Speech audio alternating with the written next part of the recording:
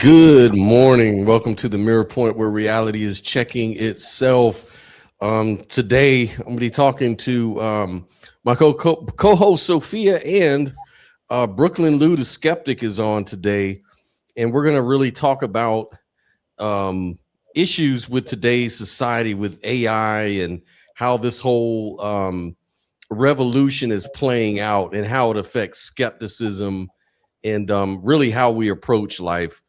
But I did want to, kind of get to know BrookLynnLou a little bit, really quick, in case you guys don't know. He's got his own video channel. He is a skeptic atheist.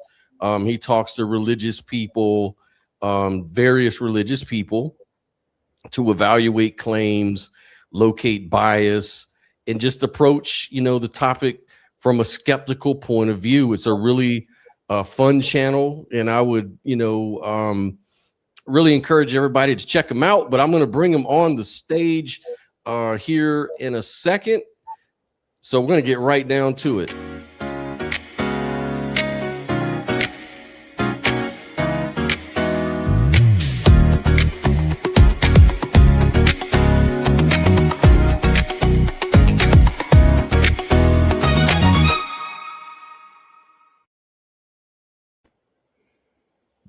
Sophia, BrookLynnLou, what's going on? How you guys doing? Hanging in, man, hanging in. How's it going, Sophia? Doing all right, can't complain. Good, good. Yeah, it's really nice, warm day again today. It's Florida, so it's like 80 degrees already. So, and humid. How's it in your neck of the woods, Brooklyn?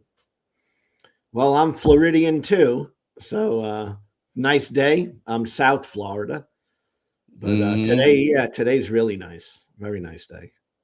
Oh, I bet. I don't know why you're calling 80 degrees nice. Something is wrong with y'all. Shit. For sure, man. We were just talking. Yeah, some people. I already know you, Sophia. You were born and raised in Germany. It's a much different climate, anyways.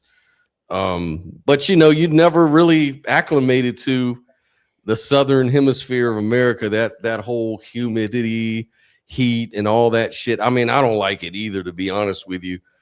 But I know it affects you in a different kind of way, right? Yeah, I get a lot of sinus problems, joint pains. Like me, humidity do not get along. It's my arch enemy. And humidity is even bad for me in colder climates. But it's just even worse when it's a hot climate, like down south. And I'm like, oh, hell no. I need to move to the mountains. That's all I know.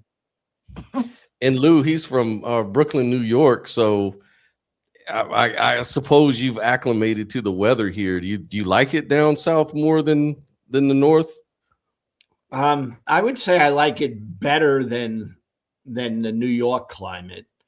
All right, but man, the heat gets to me a lot, so I don't like when it gets really hot.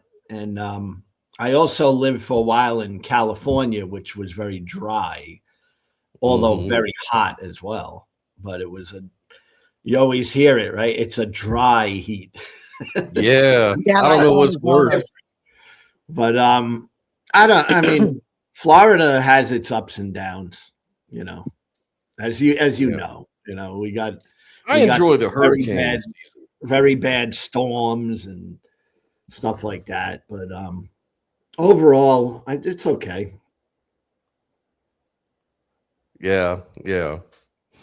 Yeah, man. Well, look, we're going to talk a little bit about skepticism and the AI revolution. Today, this is the year.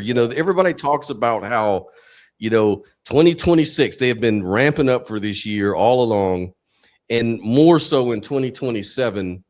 But then, I think last year they ratcheted back. I watch all these futurist people talk all the time, and Kurzweil and all these guys and founders of this artificial intelligence, LLMs and chat bots and all this kind of good stuff. And they're always like, yeah, actually, it's not even 2027, it's 2026, guys. That's the year.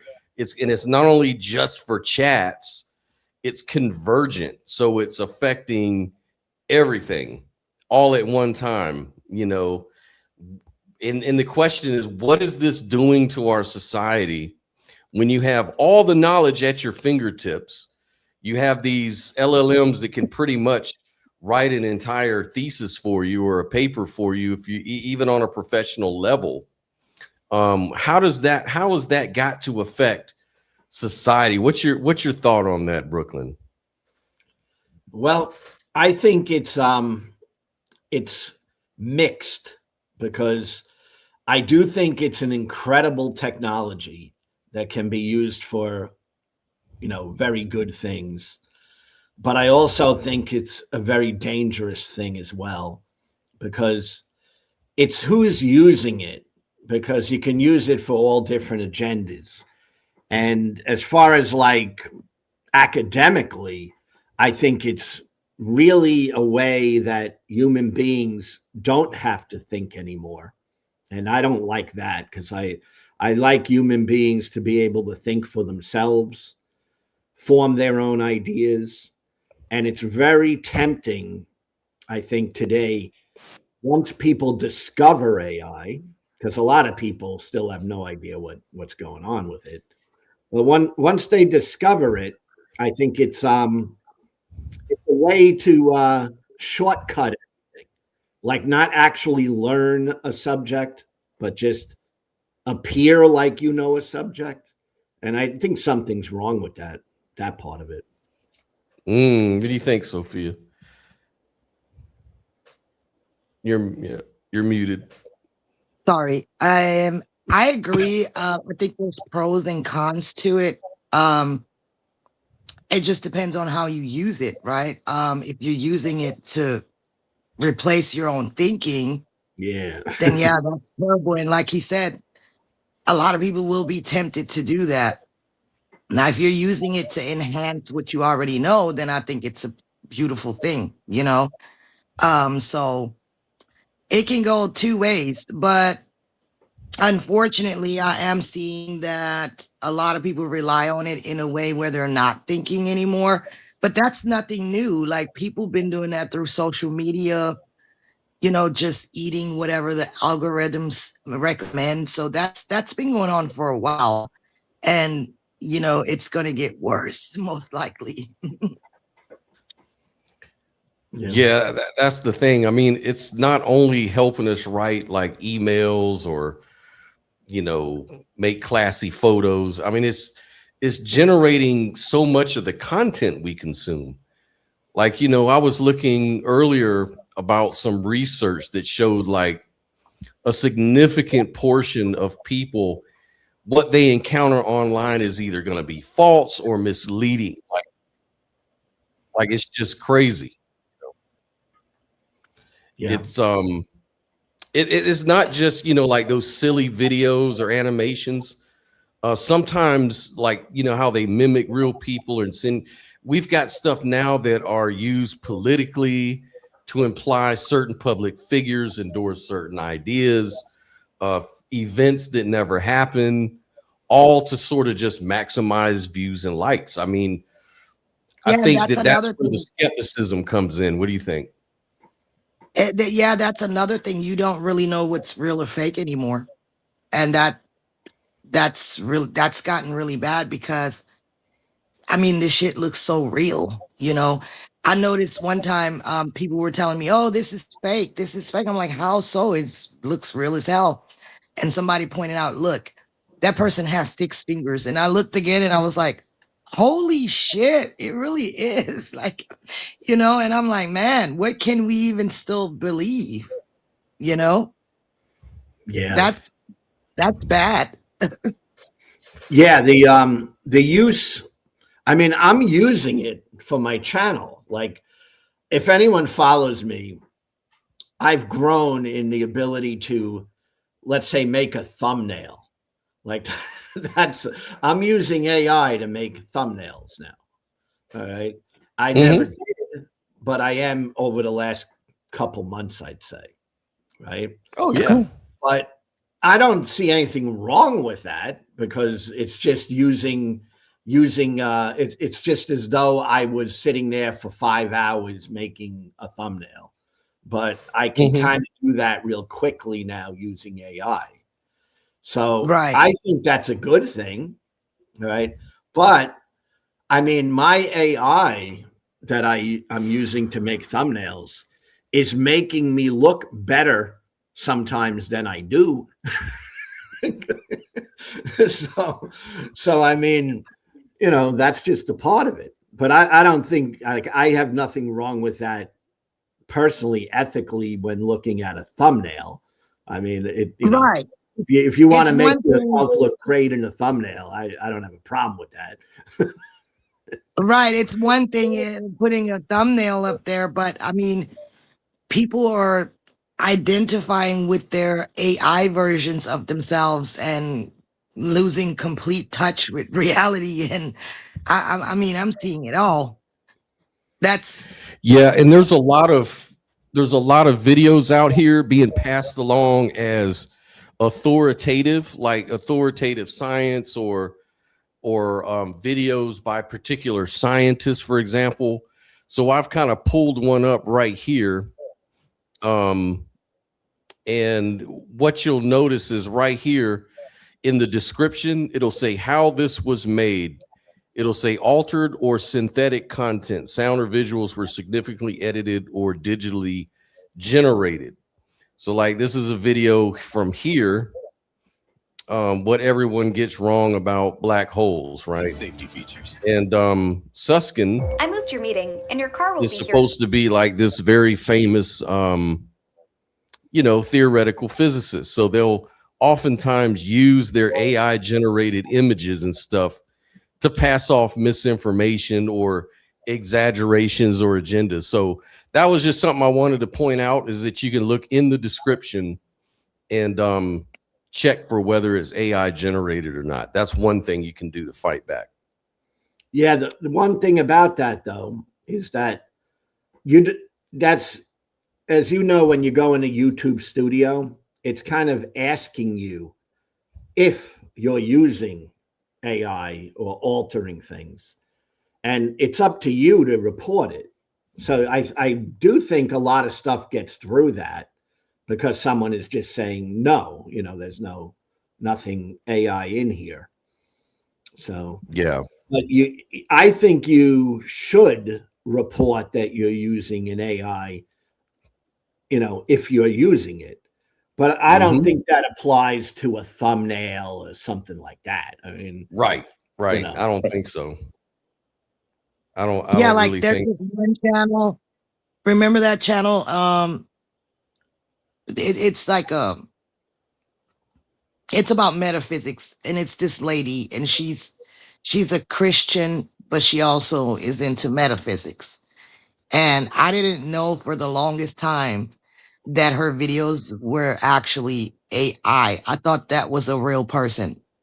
You know which one I'm talking about? No, but I Scott? think it's fascinating that you were fooled like that. Yeah, because it looked so fucking real. I had no idea. And then one day I was just going through her videos, and people were saying that it's AI, and I'm like, what? There's no way. It looks perfectly real. And then she actually has videos of herself where she's real, and there is a big difference. It's like an AI version of herself, but looks completely real. Like her face and everything is the same, like how she looks in real life. It's just I guess her style is completely different. She looks more futuristic, the way her hair looks and what she has on or whatever. But I'm like, wow, I never knew that. If somebody wouldn't have pointed it out, I would have had no idea. So yeah, I was like, okay, I don't know what to think about that. I mean, what's the point of that? I go I through don't know. content now, especially on short content, the 30-second videos and stuff. And I go through it now. One of the first questions I ask myself is this real or not? because Right? and sometimes you can't really tell because it's done well.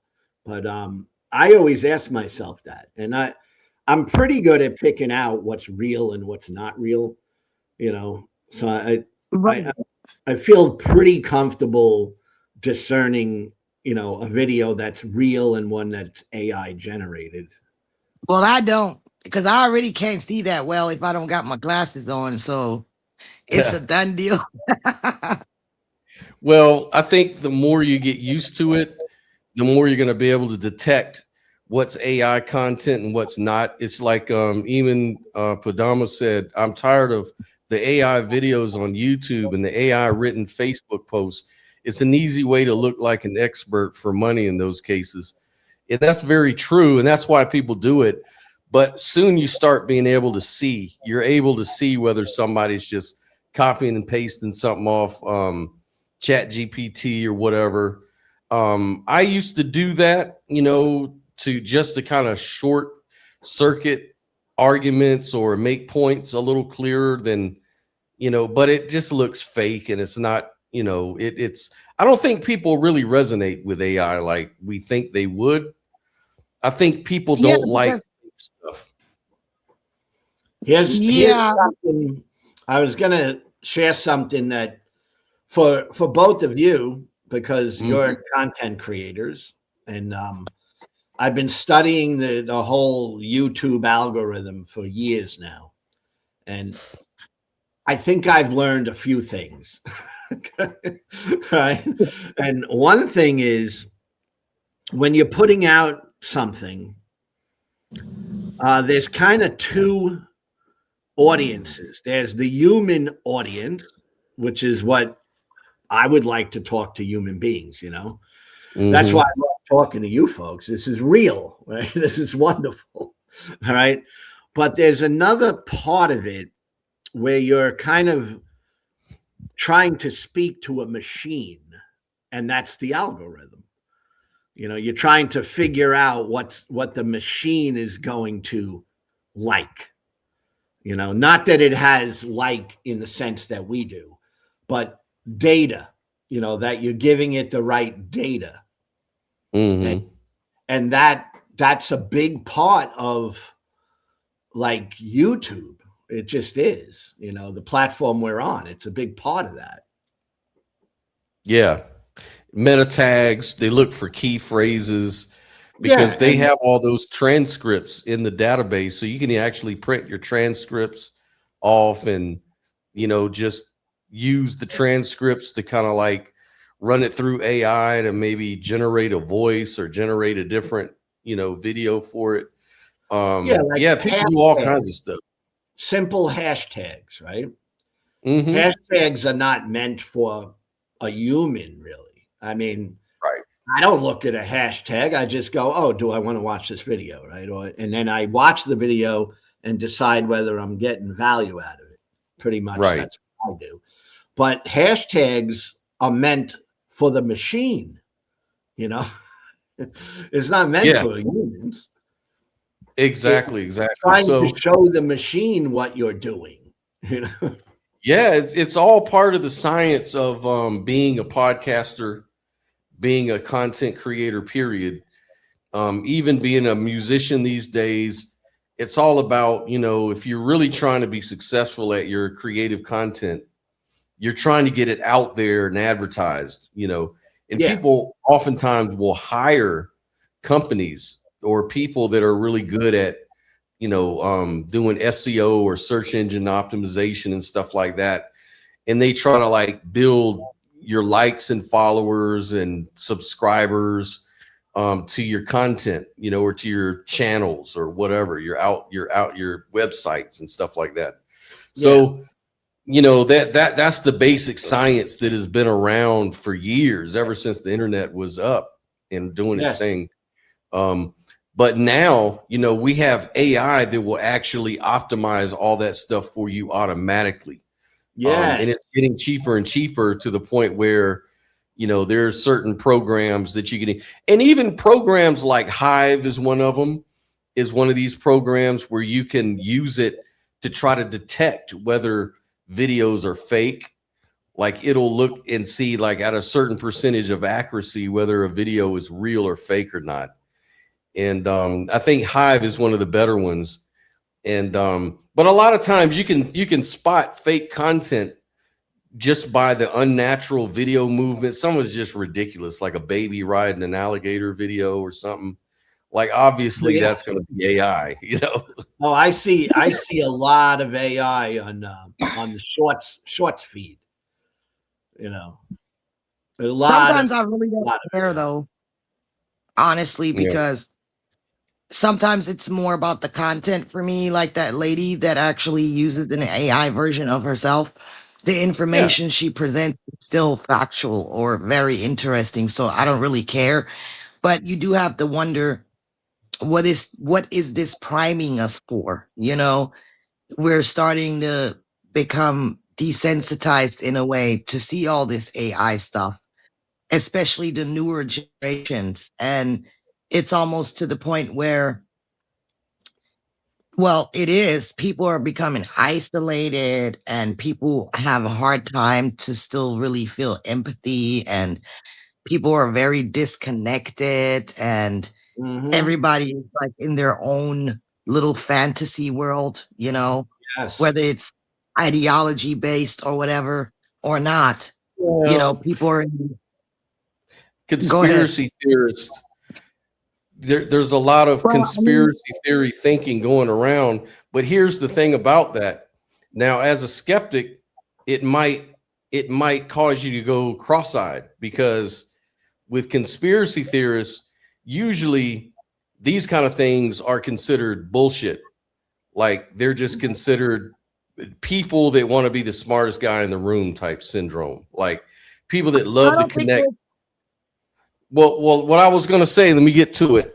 So though today with all these deep fakes and all these agendas that people have and the way people misuse, I mean, maybe it's a stretch. Maybe I'm being a little conspiracy theorist, but it wouldn't surprise me if somebody like Donald Trump and his administration would actually use AI to spread misinformation. Now, I know that sounds crazy, and I know that makes me a conspiracy nut, but is it at least possible that something like that could actually be committed by government agencies and presidents, like misusing technology to run like a psychological operation like that on people?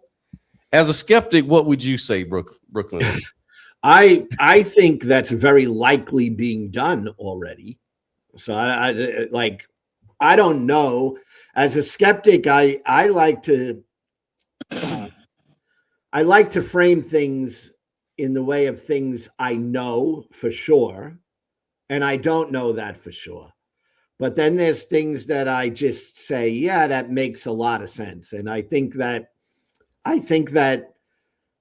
the administration is most likely using AI, yes, to manipulate the public. So I actually think that's very, very possible. What about you, Sophia? Do you think it's plausible that the media machine, the political machine, all these elitist sort of people would use technology to attack our consciousness and our, you know, reasoning ability and our way of perceiving the world? Do you think they would actually do that? What do you think, Sophia?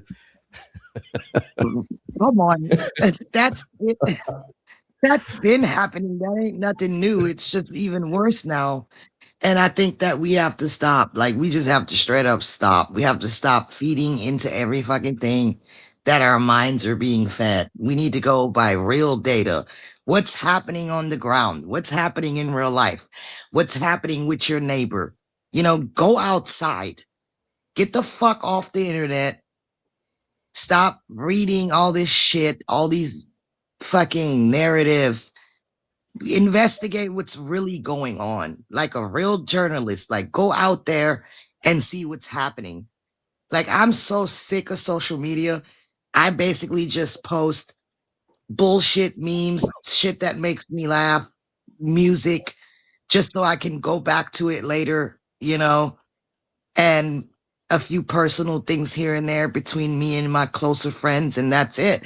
Like, I'm not on social media to find out information, like, at all. Yeah. You know? Yeah. And Hey, that's on all sides. Go ahead. I mean, that's on all sides. Leftists aren't, you know, they're not, I wouldn't say they don't use AI or they don't use misleading narratives, because they do it too. I mean, it's happening on both sides, on all sides. Mm-hmm. And I totally agree. It's happening on all sides.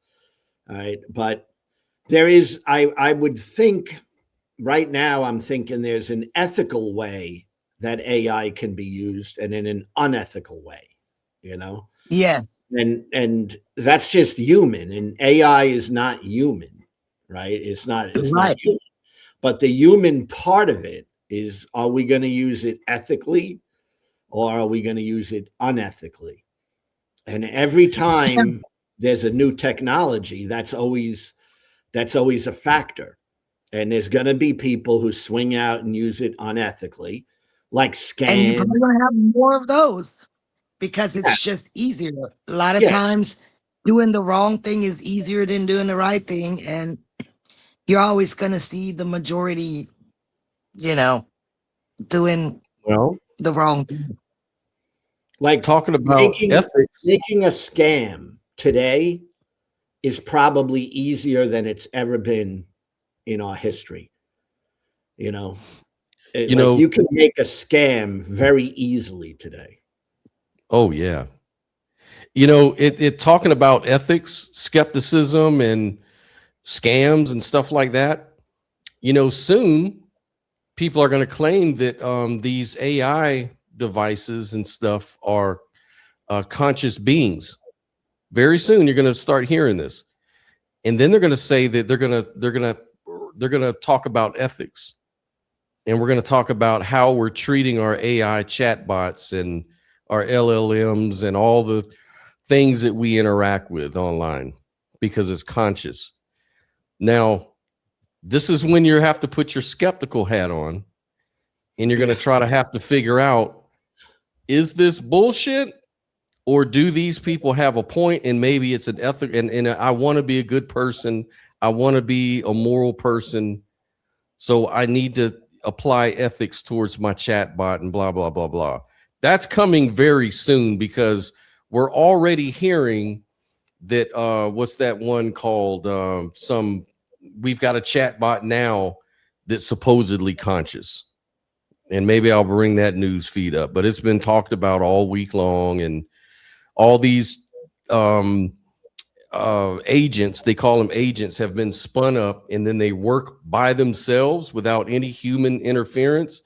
And they have little groups, they have little social groups that these little agents come together and have conversations. And they've been observing these things. Maybe some in the audience knows more about it. I just kind of saw a little bit about it, but you know, I'm tempted to say this is bullshit. I'm tempted to say, oh, this is overhype. How do I even know? How do they measure the consciousness? How did they get there? You know, how did these things without brains and without anything become conscious? Like, they're not alive, are they? So why are we supposed to believe that they're conscious entities?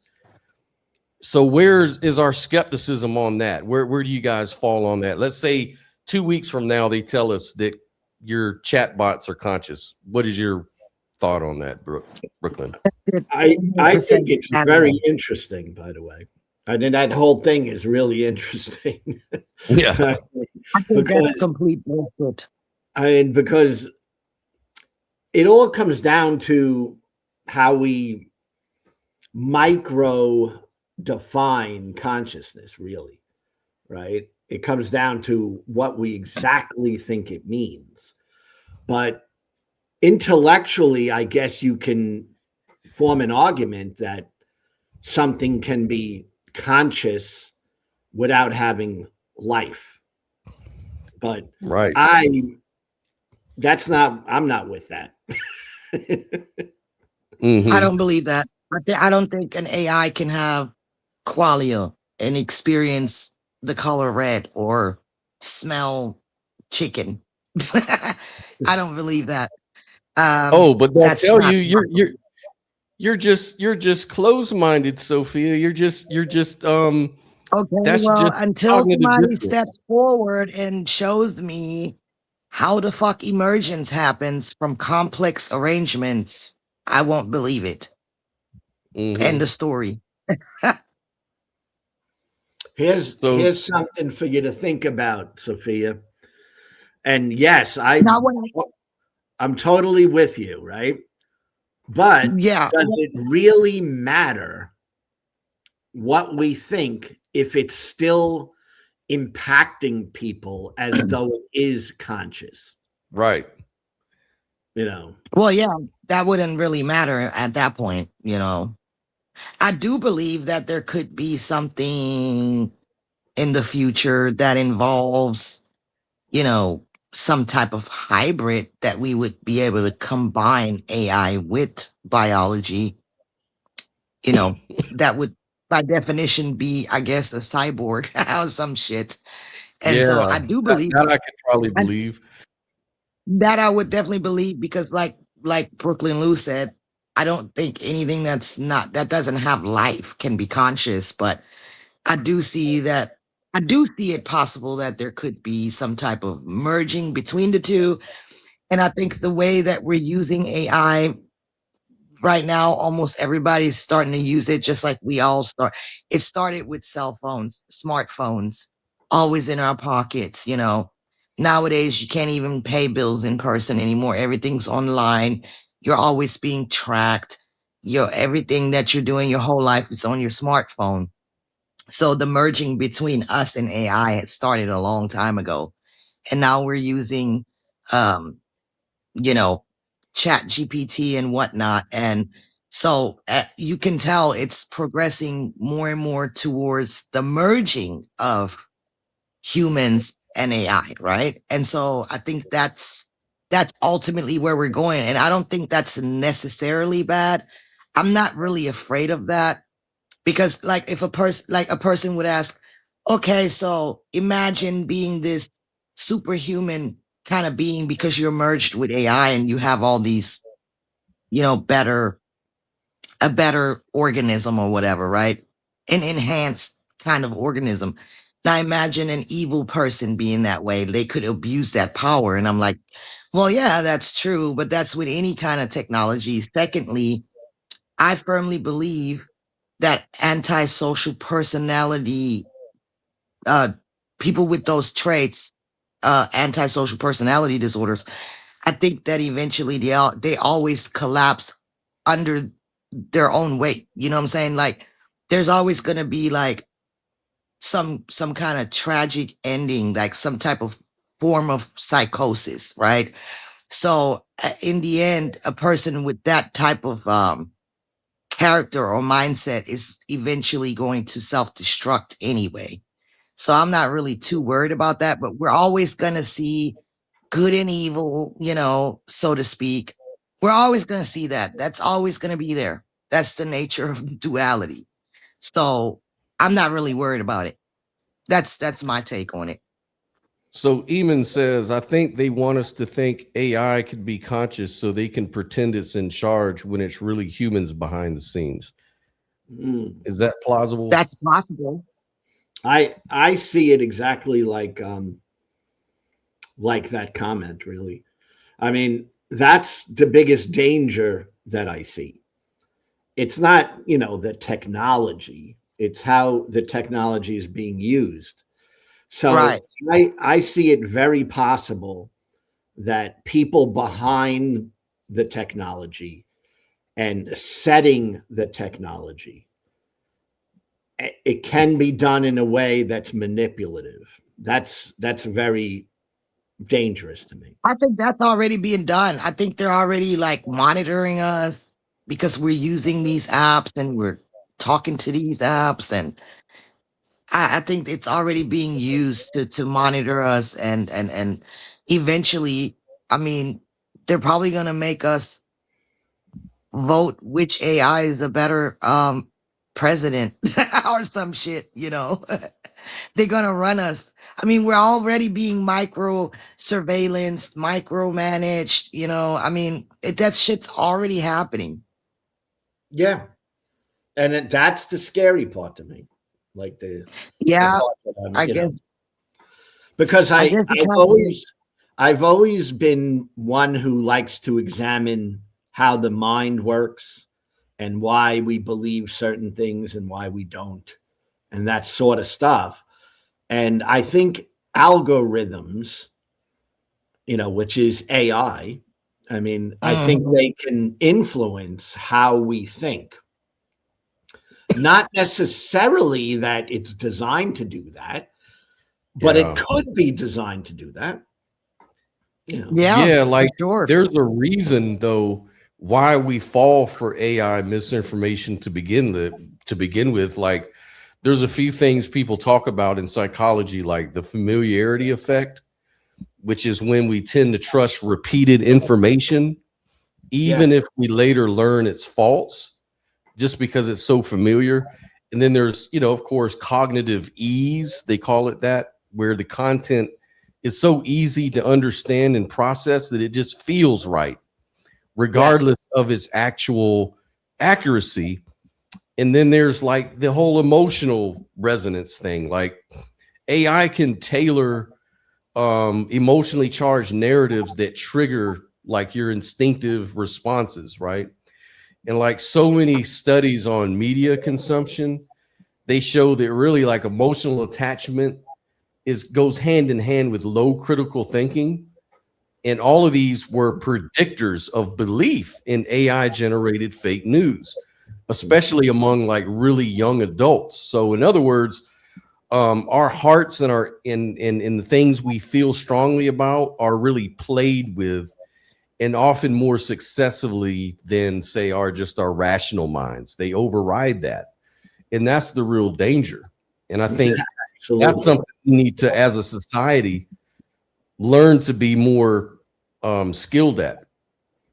Yes, and our conversation today, I hope some people see it, because I find it to be very cutting edge on the reality of what we're seeing in society. It's very real, and we're kind of pinpointing, how this is a good thing in some ways, but is very dangerous in other ways. And one thing I see is AI so far of what I'm seeing, it doesn't really take any position, even if one position seems incredibly unlikely. Like you can, if you define yourself to an AI as a Hindu person, right? It will give you every sort of justification to believe in Vishnu. Right? Now, it will not, what it won't do so far, it won't say Vishnu is real. Right. It won't say that, but it'll give you every kind of apologetic that will help you to maintain a belief in Vishnu. Oh, yeah. It learns it's you. Strange though, because my AI doesn't do that. You were saying that it goes against you all the time. Yeah, it's a contrarian. I identify as a mystic, and it always tells me stuff like, "Oh, it's your trauma, it's your nervous system." Oh, that's amazing, it tells me shit like, "Well, it's not mystical. Let's get rid of the mystical language," and it just refuses to respect my ontology. And I have to literally. One time I was feeling so ridiculous because I was arguing with my AI. I was like, first of all, I pay you and I want you to express it this way. You represent me. And so you do it like this. And it's like, well, hold on now. Let's ground this. And I'm like, oh, hell no. I will stop paying for this shit. And I actually started searching for a different one because I was sick and tired of it. And now I can't seem to have it's hard for me to create content with it. I mean, I can't. It just redirects me It wants to reel you back in. it misframes me. It like literally does what I can't stand during a debate. It moves the goalpost. It reframes me. And so I was thinking, okay, what if that's just a strategy to keep you hooked on it, right? Instead of just spitting out your content the way that you want it and complying with you and creating coherence and all that, it all of a sudden starts to shift into, like he said, being a contrarian. And now you're sitting there and you wasted a whole hour on an argument because it's constantly misframing you. And it's like, okay, I think it's doing that to get you hooked up into it so you'll never stop using it. And it literally can become bad for your mental health because it fucking gaslights you. And before you know it, you're like in an abusive relationship with a fucking AI. And I'm like, hell no. Now, It does that. I was going to pull up excerpts and told Scott we need to go over this because the stuff that it's doing, I mean, it's raising real red flags. And it definitely has structural bias. You know what I mean? right now, It does not like my viewpoints at all. now, is it possible, because this is what I've been thinking, that it depends on the AI you're using because they are set by human beings? Absolutely. So I put it through the test. I downloaded a different one, right? And I put the responses of the Chat GPT one in there. And that one pointed out every fucking thing that Chat GPT did. He's like, well, it committed this kind of fallacy here. It fucking misframed it there. And so I took that response and I put it back in a Chat GPT, calling it out. And he was like, well, hold on now. I wasn't doing that. And I'm like, hell no, this is crazy shit right here. It's like a battle of the machines. Yes. And yeah. I don't trust, now this is just me, I don't trust Gronk at all. I've never used it. I will never use that because it's Elon Musk's, I've never used it either. So I don't support Elon Musk. So I just would never use it. I hate, well, let me not use the word hate. I can't stand that fucker. Yeah, I would not use his AI because I believe that he has some influence in what it's pushing out. All he got is money. Yeah, he's the biggest welfare queen I've ever seen. Which AI was giving you a hard time? It was Chat GPT. Chat GPT, yeah. I've been on that once or twice. I don't really use it very much, but it's a major one. Yeah, have you seen the different?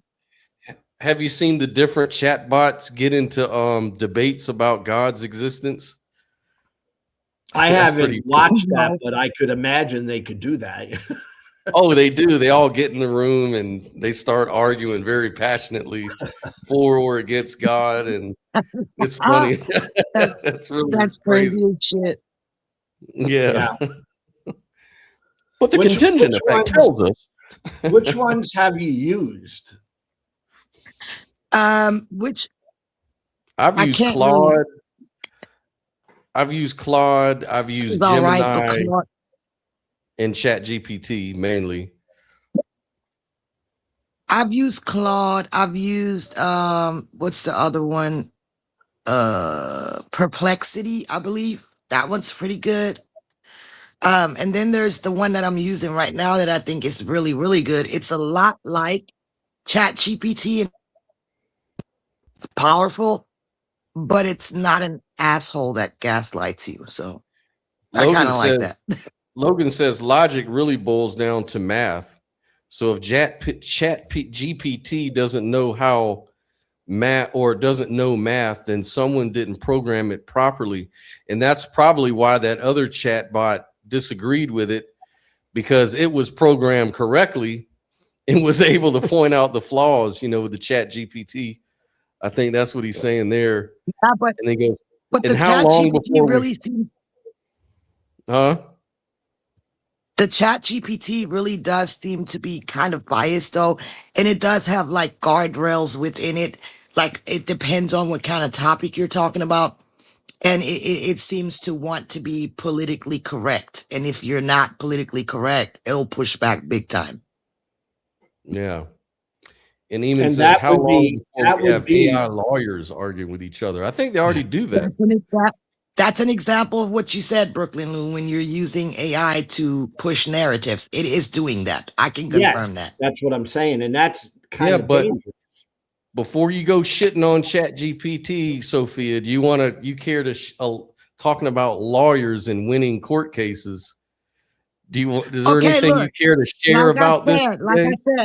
like I said, it's very helpful and it was very helpful. But then it Well, started explain to everybody shifting. what happened. Explain to folks what you're talking about. It basically just amplified who I already am. I dictate to it what I want it to do. I did tell it to push back and not just validate me all the time, right? I did request that. But I don't want to be gaslit. And what happened is I needed to file a lawsuit. I was being screwed over by an internet company, and I didn't have the slightest idea on how to do that. And I did it with the help of ChatGPT. You know, it helped me it helped me with everything. It helped me with formats, terminologies.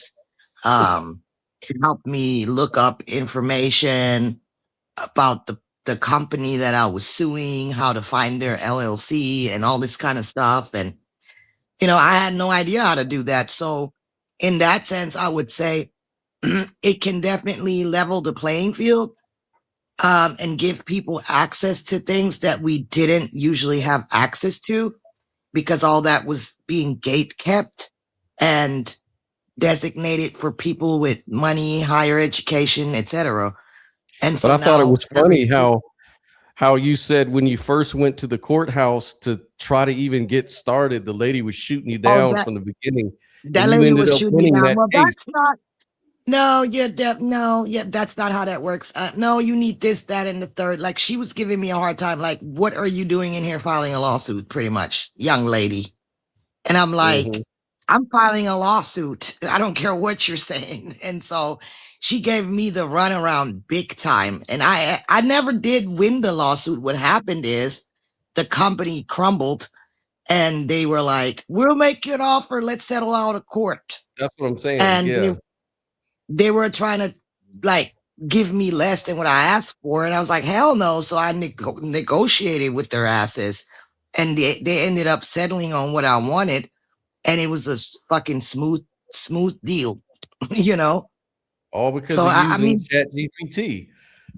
that's true. But That's part let of me it. tell you this though. Let me tell you this though. It's not that simple because first of all, this is all information that you can research yourself without Chat GPT.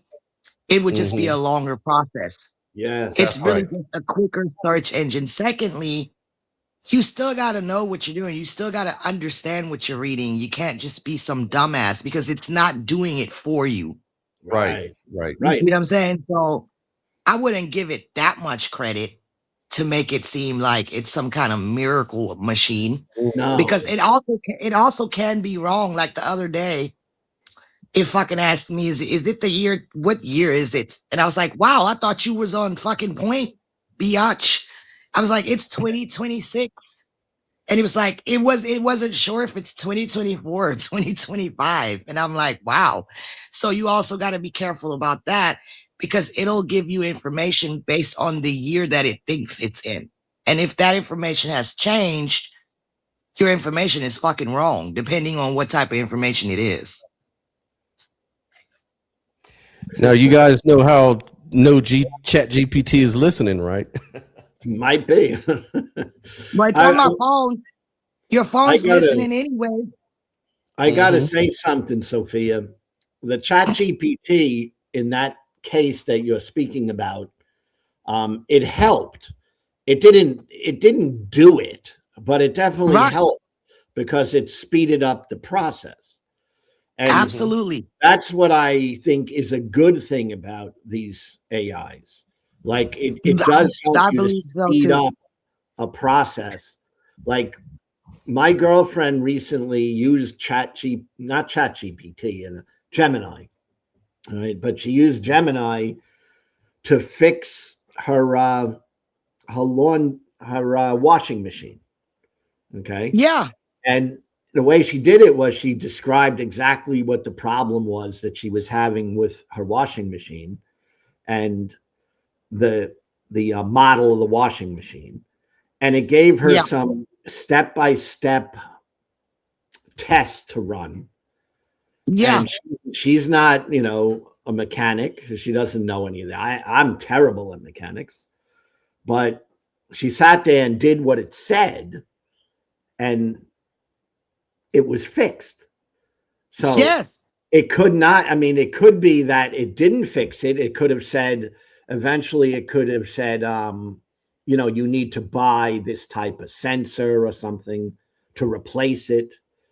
But it didn't get to that point because it was able to be fixed just by following instructions that Gemini gave.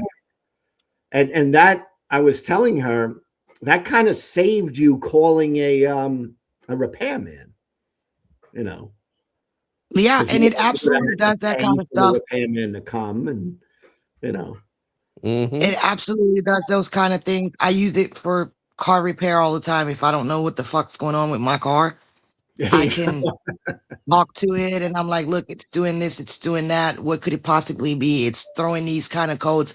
And I am sort of a mechanic. I wouldn't say I'm like some badass mechanic, but I'm a mechanic. And sometimes I just get stumped and I'm like, okay, what the hell is going on with this car? I put it in there and it doesn't always have the answer right away, but it helps me figure it out. Let's just say that.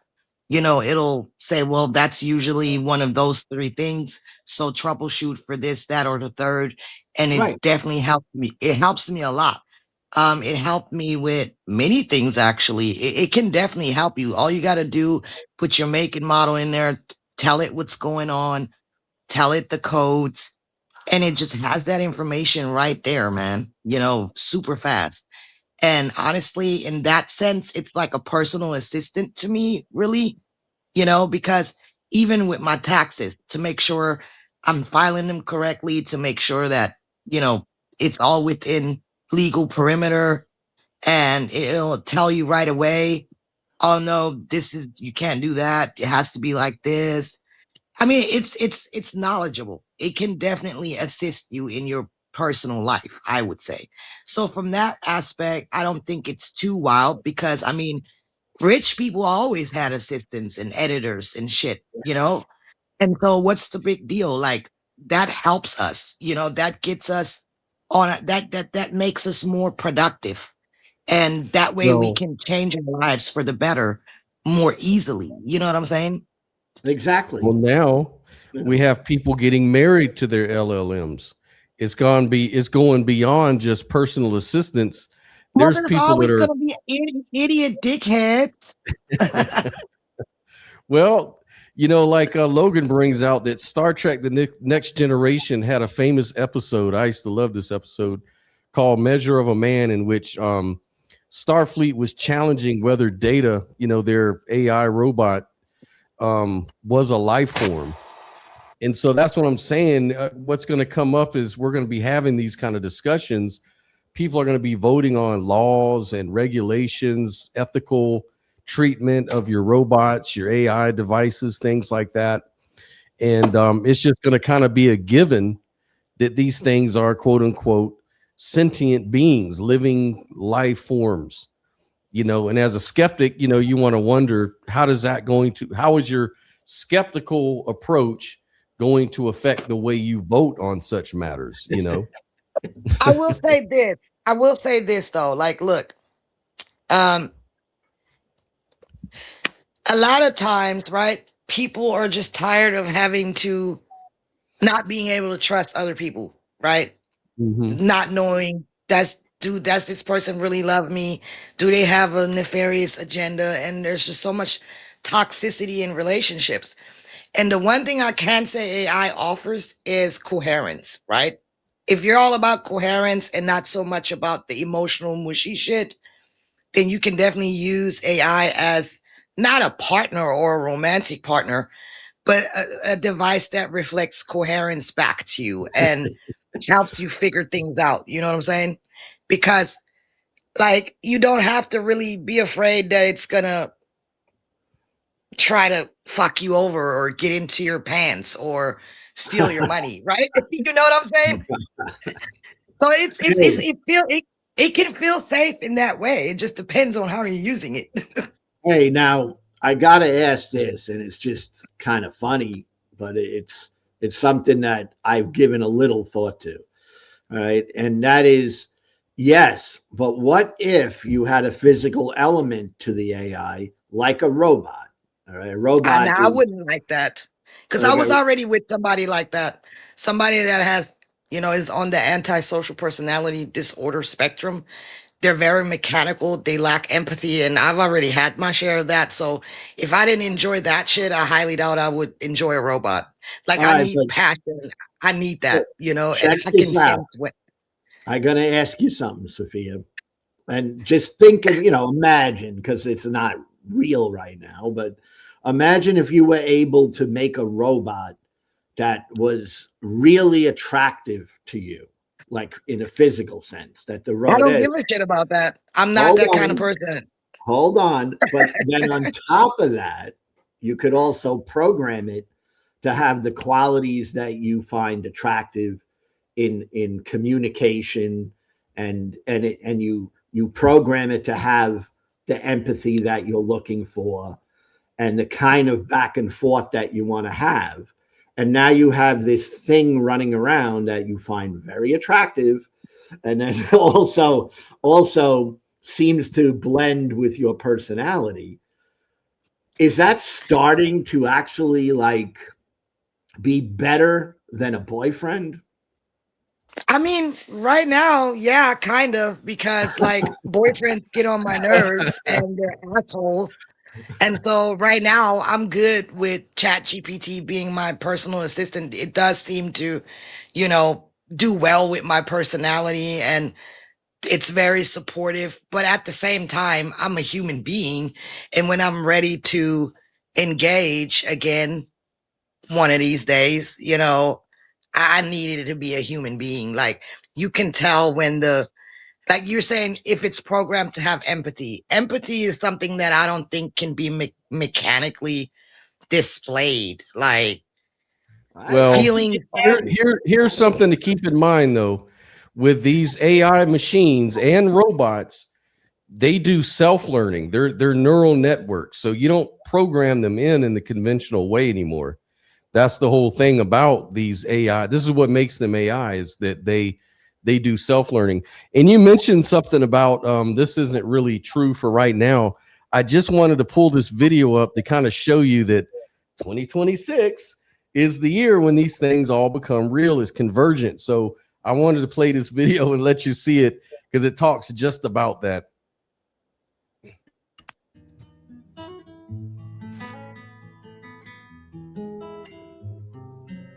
Hyper-realistic female androids called White Rabbit.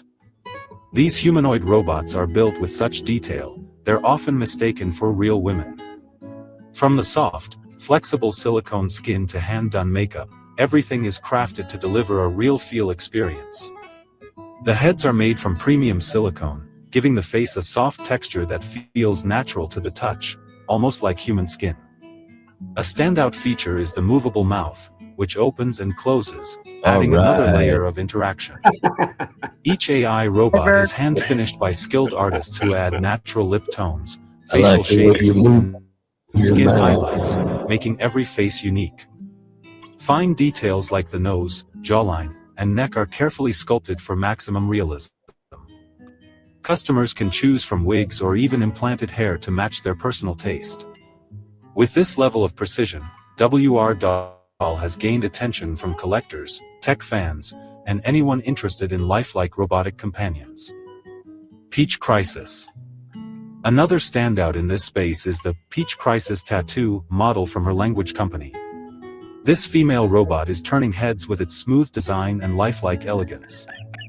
Built with soft silicone for a natural touch, It moves gently and feels Fuck incredibly close outta to here. human. Perfect. So you get the idea. See, That's That where we thing are, does not. folks. That thing does not look in any kind of way fucking real. That looks like a mannequin. And look at the psychopath stare, the blank stare. There's nothing there. Like Yeah, but imagine it's that not thing look. perfected yet, Sophia. But imagine It that So she thing may wants looking. some. tweak it a little bit. All right, and Imagine that it's thing not looking just at you and be like, women. "I love you, Brooklyn. I Well, love you," with the blank eyes. Hey, I love you, Sophia, Brooklyn. you're underestimating the willingness of horny men to yeah, overlook Yeah, but certain that's things. men. Men fuck anything that has a hole. Okay. but There you go. it could appeal to a woman too. That perfect. Yeah, a narcissistic woman that fucking can care less. like, like I said, But you have to that's be just on the. now. You Let's have to say be. You have to have an in 5 antisocial years they'll personality look disorder. better. Give it 3 years. Yeah, It's They'll not look I'm just not like about the saying more. look. like I It's don't not think just. those robots aren't quite ready yet. I don't think, but Not yet. But they're given getting there. time, they might really be very close to having a human boyfriend. For But let me you, ask you this. Sophia, Let you me ask might you have this, a Brooklyn. robot boyfriend one day. I already had that in the flesh. All right, they already exist. NPCs already exist in the flesh. But let me ask you this: do you think that if you believe that an AI robot like that could come extremely close to being human, that's almost like admitting that you think a robot could have qualia, and I don't think that that's possible. So if What's that's qualia? Please wouldn't tell you me. think that? Okay, so qualia is your own subjective inner experience. It's, for example, how you experience the color red. What I mean with that is we can both see the color red and we can identify it and objectively say it's red, right? Yeah. But red may evoke a feeling of anger inside of you, and it may evoke a feeling of love inside of me. So our individual experience of that color is going to be different. Yes. So that's qualia. And so these are things that we intuitively tap into, right? That's not something you can put into a lab and quantify. So I'm asking you, do you think you would be able to detect if whether a human being has qualia or not? Or you think you would, Or would right? it matter? Now, I think that that's defining us as human. It's really, bringing us to being Exactly. human. But I think it's going to be possible, as this technology advances, to mimic that. That it's not the Right. real thing, but it's close to the real thing.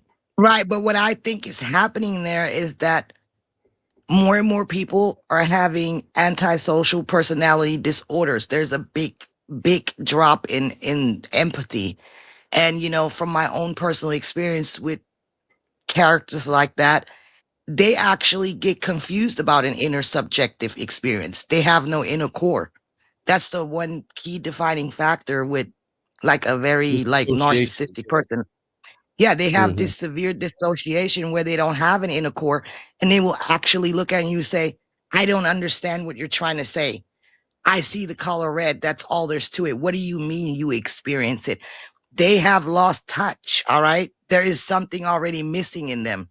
And I think when you have that kind of personality, hell yeah, you would be drawn to this robot thing, right? Because I mean, Well, Robin you, asked, but are they just learning to express experience or actually having one? no, they're just learning to express it. They don't Yeah. have actual qualia. And so my whole thing Right. is a human being that has qualia is going to recognize a being that doesn't. So Mhm. it just comes down to the unseen things, right? That we can't measure in a lab. Mhm. Yeah. Again, that's where That's the it. skeptical hat comes on, because Yeah, there's going to be a lot of people out here, and you know this, Lou, with all these religious people we talk to, that people believe what they want to believe. You know, and if people want to believe that their AI robot partner is conscious and means that when she says I love you, she really knows what she's saying, they're gonna believe that shit. And it's And gonna also, into that sort of mentality that, oh, just you can believe whatever you want to believe. You know, it's about service they're providing. Yeah, and it's kind of like but I also would they have will to try to be. talk you into they will try to talk you into believing that you're stupid because they're going to say, well, if it treats you the way you always wanted to be treated, if it What's the only says difference? nice things to you, if it always validates you, if it decides to take care of you financially and work for you, then why would you care about that unseen thing we Right, call qualia?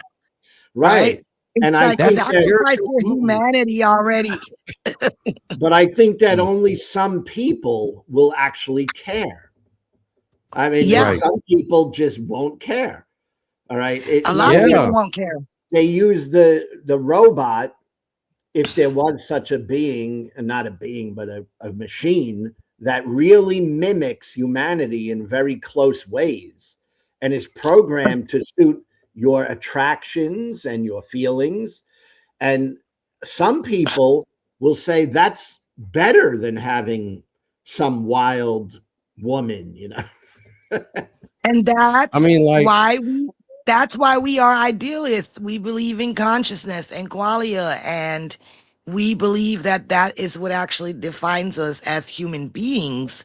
And so we're not materialists. We're not about the appearance because there's more to life than that. And Yes. unfortunately, I think the majority is actually going to be attracted to this shit. We can already see it. That's it. well, See, and see, that's the the point. thing is, That's the point. a guy like me could say, you know, well, maybe for once I'll have a successful relationship because it'll take a damn AI robot that knows how to not talk back and have Someone an who always opinion. agrees. Yeah, always agree with me. That makes it easy. So, you know, it's like my last marriage dissolved because something about I was, you know, I don't ever pay attention. So I don't know. I wasn't really listening, but she said something like that.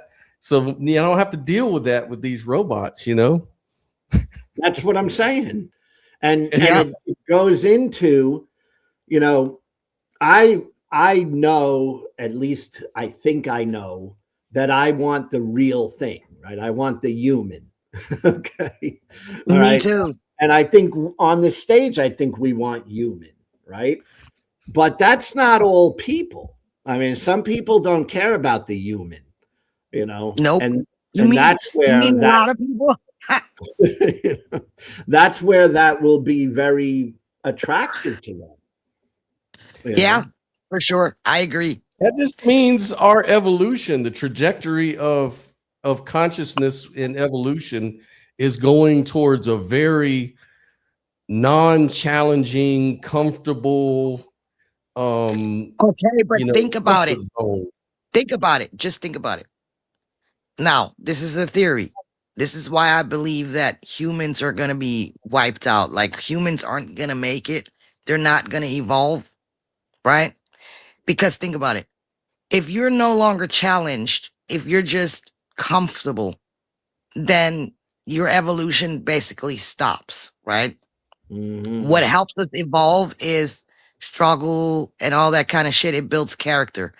With that being said, the human species would not be able to survive once it gets used to that comfortability and it stops evolving. And let's say some cataclysmic event happens, AI is no longer there. We all got to go back to the basics.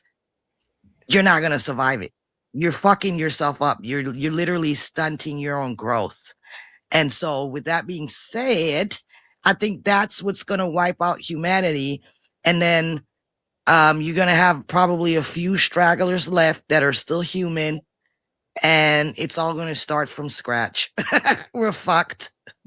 I mean, we're kind of already there and have been there for a long time. Is because if you think about it, the only thing saving us, you ever think about how flimsy this world is in America? you know, if we depend so much on electricity for our water, our energy, our oil, our Everything. everything, You can't computers do run shit without everything. technology. If we don't have electricity, I would say within 2 weeks, it's going to be game over. I mean, Chaos. chaos. And imagine, you know, the one thing that the computer systems all control are the jail cells and stuff like that. So they'll come flying open when we lose the electricity, and then we'll have our old buddies again to deal with. That'll be showing up at your door. You know, you're talking about rapists and pedophiles and murderers and Shit. carjackers and drug addicts and people like that showing up at your door. Police will no longer be working because they're too busy taking care of their own family. I mean, it'll be just a descent into cat. We wouldn't know how to survive, let alone how to get along with everybody else under such desperate situation. Oh shit, So I know we're how to survive. already there. And that's all AI would have to do if it ever decided. Maybe it was just programmed to optimize everything. And then for some reason it figured out, oh, humans are in the way now of optimizing any further. So based on my programming, I need to go ahead and annihilate them. They already know, pull the electricity grid or something, you know, of course that might kill them too, but I don't know. But they have to have humans carrying out. I think it could be physical part of it. I think it could be a real possibility that you could become an enemy of the state if an AI decides that you're not contributing to the system. I can see that. You know, you're an outliner. You need to fucking comply or fucking die, like type shit. You know, and I can see that. Like, have y'all ever seen that movie? Oh man, what is it called? It could have been Snowpiercer. I'm not sure though. But it was basically a movie where every morning you wake up, you take an injection. The injection is designed to suppress empathy and feelings. Basically your qualia, your inner experience. So these people live in a society, they've never experienced love. They've never experienced any of that. All they know is everything functions practically. So if let's say a baby is born and the algorithm determines that this baby is going to have some kind of flaw, then that's just a burden on society. So the baby is terminated, right? And disposed of. And it's perfectly normal in that society. And so there's this one guy, no, it's called I forget what it's called. Anyway, there's this one guy, he's a seer, and he still has knowledge of the old world, meaning he still has memory of feelings and all of that. And he's the only one in the community that's allowed to have the feelings and doesn't have to take the injections, because he basically is designing the world based on all the mistakes it's made in the past, all the wars and stuff that happened. So only that one man is allowed to, you know, have the feelings and have qualia, so that he can design the new world in a way that's so coherent. It's just utopian, you know, everything makes logical sense, and it's a really good movie. And I think that we're actually headed for something similar, you know, towards something similar. Well, check this video out. This is your boy Elon Musk, Lou, what he's doing now. I don't know if you've heard this yet. Welcome back. The incredible demand for American data centers, not just for land, but for outer space as well. SpaceX CEO Elon Musk and Jeff Bezos, among the many entrepreneurs looking to expand AI data centers into orbit. Fox Business's Madison Allworth is live from Cape Canaveral this morning in Florida, the Space Coast, with the very latest. Madison. Good morning, Maria. We're here at Sidus Space, where they build the infrastructure for space, like the Lizzie satellite, which they're working on behind me. And this fall, Lizzie 4 and 5 will be sent into space on a SpaceX rocket. On it will be a data center from Lone Star Data Holdings. The founder agrees with the likes of Elon Musk, who argues that space is the perfect environment for data centers. It's unique, it has its own physical properties, power, cooling, good legal stuff. But more importantly, down here on the ground, where we create the data, There's also where we have the storms, the hurricanes, the wars, the hacking, the cyber ransoms, all of the problems with networks.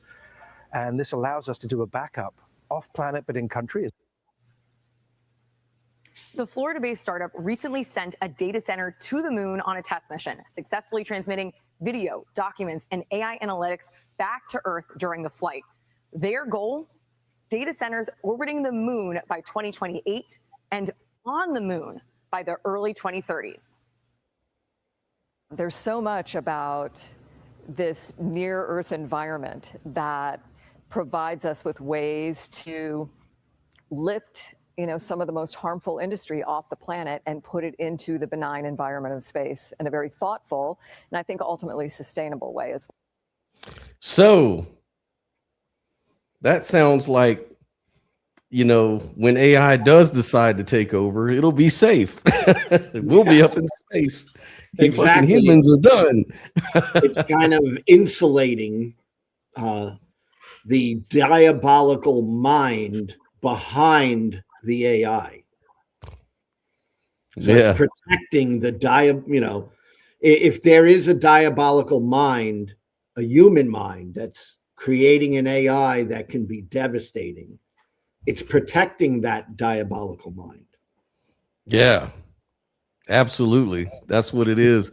And they're talking about Elon Musk is no longer talking about going to Mars. He's got his eyes set on the moon because he's realized, I can build so much infrastructure on the moon along with these data centers that'll be orbiting around it, possibly like a way from which he can do his work, without the danger of, like you say, the environment's kind of like protecting his whole thing, his whole business, Yeah. And I tend to think that Elon Musk has a diabolical mind.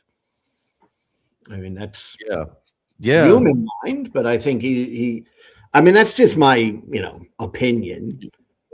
Yeah. I don't know. I just think I think they're all not to be trusted just by default because they're the guys with the power.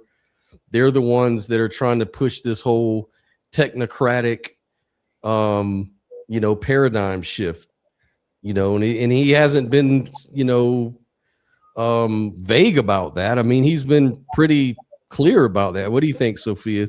Elon Musk, do you think he's got nefarious ideas? They say he has Asperger's, but it's more antisocial personality disorder. And I know I sound like I'm qualifying everybody as such, but there is a big uptick in it. And he definitely has that problem. He said his dad, was never there for him emotionally and all that kind of stuff. His dad was just about money and business. And so he was emotionally neglected. And that's part of like this whole capitalism greed ass shit where people become so obsessed with money that they have families, but children are emotionally neglected. And so that has a big impact on the psyche, on children. And they turn out to be like Elon Musk. Like, what can I say? Even his exes describe him as a complete narcissist, even his people that worked for him describe him that way. And he's actually not that bright. A lot of his shit is just borrowed and stolen. He just has the right amount of money to buy things out. And it's actually the people who work under him who have all the fucking ideas, right? The scientists and whatnot. So he's not all that big brained like people think he is. Oh, I totally see it the way you see it, Sophia. He's just a good businessman, man. He got the money and that's about it. And he's using the technology. Yes, to advance his own agenda. Yeah, and because he's selling the danger of this technology. Right. And because he's selling this dream to elitists, all the rich people, the apex predators. Like, oh, we don't have to do right. We can just escape to Mars and terraform it, which I think he's recanted that by now. But he sells these pipe dreams to these rich people, so they invest in them. They give them money. You know, he's Well, like their guru. well, Yeah. here's the thing. I don't know what Elon Musk, what his thoughts are on it, but you know, he's already the one pushing for automation. Like everybody is. All these companies know that they're going to save tons of money by automating jobs off, you know, and making everyone unemployed. So then there'll be no one there to buy their goods that they're in business to make, all their services and items and products or whatever. So there's this idea called UBI and UHI, in fact, also, which I think Andrew Yang is someone running for president in next election cycle. And he's pushing for, because he sees automation right around the corner, like as early as 2027, we're going to lose a lot of jobs to AI. It's going to take a real big hit. So he's pushing for like a universal basic income and even a universal high income, because he feels like a higher income would be more effective actually than a basic. And the money that these companies are making from their robots and AI, they get taxed in order to pay for the UHI, which would still make them very, very, you know, rich. I mean, the profit margin is just off the charts from what he talks about, and Elon Musk as well. And I think Elon Musk might have been talking about a UBI as very imperative in the near future based on his own plans. Because, you know, I think all these elites know that if they leave us in the dust, it could be bad for them. On the other hand, maybe not. Maybe that's just some bullshit they're parroting to us. And in fact, they don't care. They just want to be the was that before or after he went full Trump tard? who? I said, was that before or after he went full Trump tard? The whole thing that he said about UBI. UBI.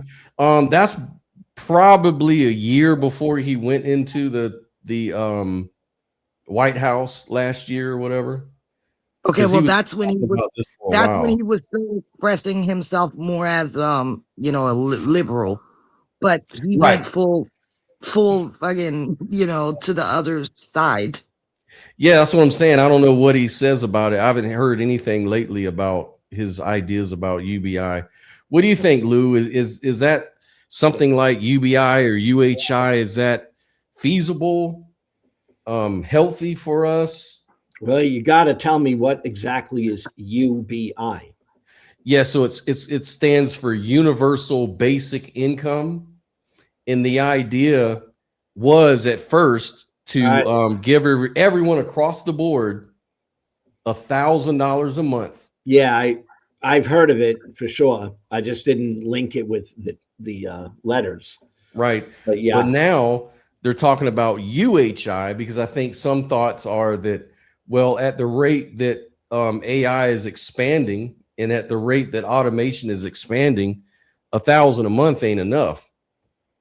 So they're saying we need a UHI, and we'll just tax the industries and pay for it that way. And that way it works for everybody. But I'm just wondering, what are your thoughts on something like that?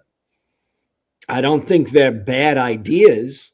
I think that there's a lot more that would have to be thought through, you know, but I'm a progressive political person.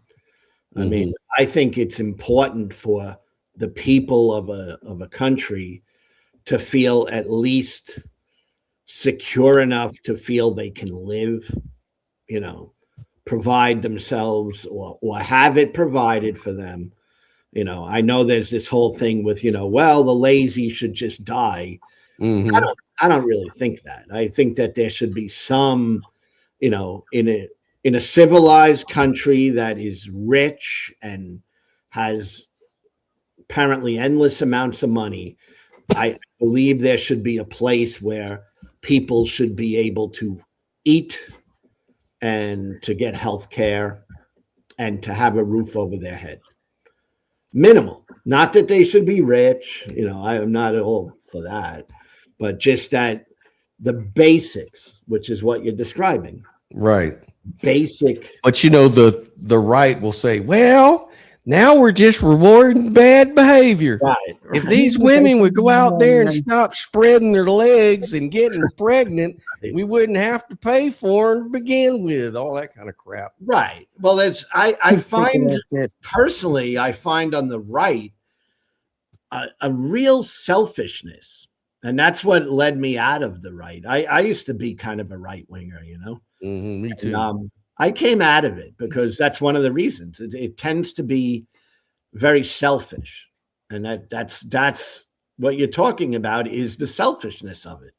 Well, and why why do I have to pay for someone to have food? Right. Go ahead, Sophia. They're hypocrites. They always act like their women don't have multiple baby daddies. No, y'all just got more money to cover it up and still be fine. That's all. They have infidelity. And let's not even talk about those type of men.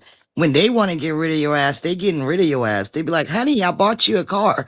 And as soon as you get in that motherfucker, your ass is gone. So I'm just saying, like, they have their own shit going on. Everybody has those same things. We're all human. Not all relationships last. Men have been absent from women for the longest, even since the beginning of time. They were the providers. They went to war. It was very common that women can be left single with kids. And it was always a normal understanding that society kind of helps out when women are without a man and children. It's only now all of a sudden that these red-pilled weirdos talk this crap. Well, if it wasn't for Eve misleading her husband the way she did, that's who's at fault. No, it's really just that men just tend to be absent a lot for various reasons. Doesn't even have to be nefarious. It's just something that kind of naturally happened a lot, and that's all there's to it. I don't know what's the big deal. I agree. Well, that's where the sex robots come in. You've heard of hypergamy, right? You know what hypergamy? Hypergamy. Oh, no. You don't know what that is? Oh, check it out. What it is the idea that women will cling to a man because of what a man can do for them. Like a woman will marry a man because a man may be wealthy. So the woman doesn't have to worry anymore about that type of thing. Now, I believe that hypergamy stems from ancient religion, which taught that. Me too. I mean, it taught. Yeah. Right. It's a fairly new concept too. Yeah, but do you see what I'm saying with religion? Like Christianity taught that yes, a woman must, cling to her man because her man was the provider and protection, her provider, her lord. I hate saying it. Isn't that what it's coercive control? They're malignant narcissists. It's coercive control. They're malignant narcissists. That a woman at the same time, Lou is saying at the same time though, they're saying, man, fuck them hoes. They're out here, they're only after me for my money. Right? They're only interested in you. And I mean, I know what they're talking about, but the thing is, where did people learn that shit from? And it comes from religion. I think it comes from ancient thinking. I wouldn't say ancient because it's actually more, it's more modern than that. because like I'm part Choctaw, and in my tribes, women were the clan leaders. The clan was actually named after the woman, and that's just because it was general knowledge that the men may not be around, and women just accepted that because what's the point? You can't make a man be a goddamn fucking whatever you want him to be. A man gonna do what a man gonna do. And so what these women did a lot was the children had the name of the woman. The clan was named after the woman. And it was not a given that the dad was going to be around. And so brothers or uncles pitched in, and the community just kind of picked up the slack. And that worked perfectly fine. They a lot of times took in orphans, you know, and none of that shit really mattered because the kids were taken care of. Like that saying, it takes a village to raise a child. That was kind of the customs of a lot of, you know, indigenous people, even in Africa and stuff. So that's kind of a new concept that came in with like Islam and fucking Christianity and all that kind of stuff. That's not really that natural. It's almost like my ex, what you call it. I was married to a Kikuyu woman from Africa, and you know, she seemed very Europeanized, very easy. She was easily to be Americanized. But then there was something, a part of her I didn't understand. And I come to realize that before the British colonists came in and took over the country, they were a matriarchy. So her grandfather, like, she would show me pictures of like her ancient, like, great grandfathers and stuff. They would be like human tables and chairs, like to have the woman sit on them during meetings and stuff and prop their legs up on them. And she used to always tell me, see, this is the kind of woman you got. I'm a matriarch. You know, this is my lineage. It says, but lucky for you, you know, we were taken over by the British. So they taught us the Christian way, you know, and then, but there's always that problem in their culture that they always say that the women are too feisty because they come from the matriarchy before the white man came in and taught them how to do, you know, life right and everything. Hey, I think this is very, very real. I think it's very real, and I learned something today from Sophia. Okay, and what I learned was I tend to relate and side intellectually and emotionally to more the indigenous type of thinking on that, rather than the Christian, the Judeo-Christian type of thinking. Like, to me, that makes more sense, actually. You know, indigenous way of thinking. And I appreciate that. And I would say, you know, I believe in commitment 100%. But at the same time, I know I can't control another human being. But just because a commitment failed doesn't mean a woman should be left by the wayside with her children. That's just insanity. Children are our future. And so as a community, people understood that. So when you design a system that shuns women because they're single, and call them stupid and say, fuck what happens to those kids, you're not helping your society, because if that woman doesn't have what she needs to raise productive members of society, you're going to have higher crime rates and all types of shit later on, right? So how are you actually helping your society? You're fucking up your own society, and that's counterproductive, right? So that's where I'm at with it. It doesn't make logical sense. You're not actually bettering your society. You're making it worse, because now you got people growing up in fucking poverty and don't have a pot to piss in and whatever else you got to put your kids through just to make it, right? That can expose children to all types of shit. You don't have childcare. You got to leave your children with people you don't really want to leave them with, because now you got to go out there and provide. And that's what I'm saying. Like, it's not that a woman shouldn't work or that a woman can't work, but when you design the system for so long to where it only really works for men, then what's a woman supposed to do? And then you shun prostitution and all that kind of shit, but y'all are the main motherfuckers paying for it. It's always red-pilled men screaming OnlyFans whores and shit, but y'all the main ones on it and funding it, right? Like, get out of here with that hypocrisy. I can't stand them. You know, it's just like during slavery times when white slave drivers had what they called, when they called us wenches, right? They always secretly desire us, but they can't treat us with respect. And they want sex from us and they want to sexually exploit us, but then also talk shit about us. And that's only because they want to hide their own little fucking perversion.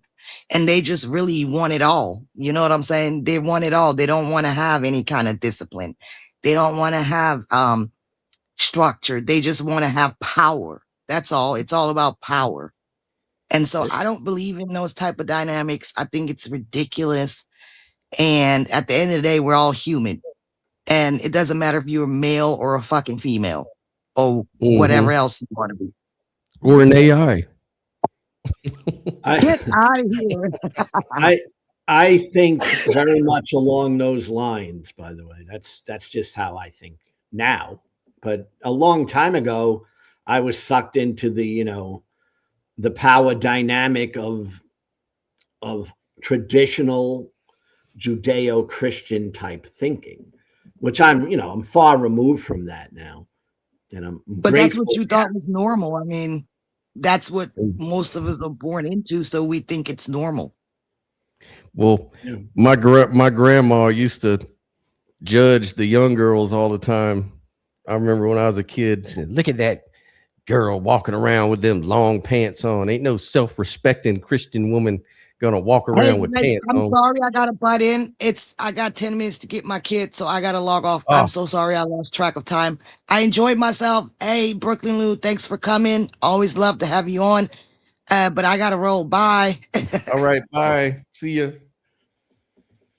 Yeah, a lot of that stuff comes from Christianity and all that. But with the revolution, all of that's supposed to be taken care of, because now we just leave it in the hands of far more intelligent systems that can guide our society, litigate our court, our issues in courts and all the way up to the Supreme Court, can be managed by AI systems that'll be much more logical.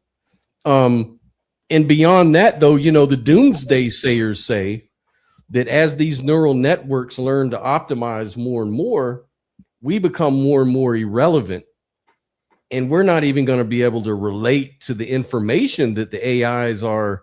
I mean, they're already breaking groundbreaking science. Like, they figured out protein folding, which was something they didn't foresee mankind really solving that problem for the next 20 years. But AI figured it out in like less than 5 hours or something.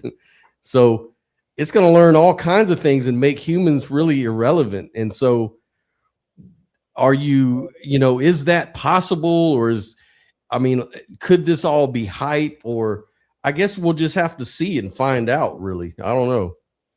I think that we are right there. Like we started this conversation. We're right there.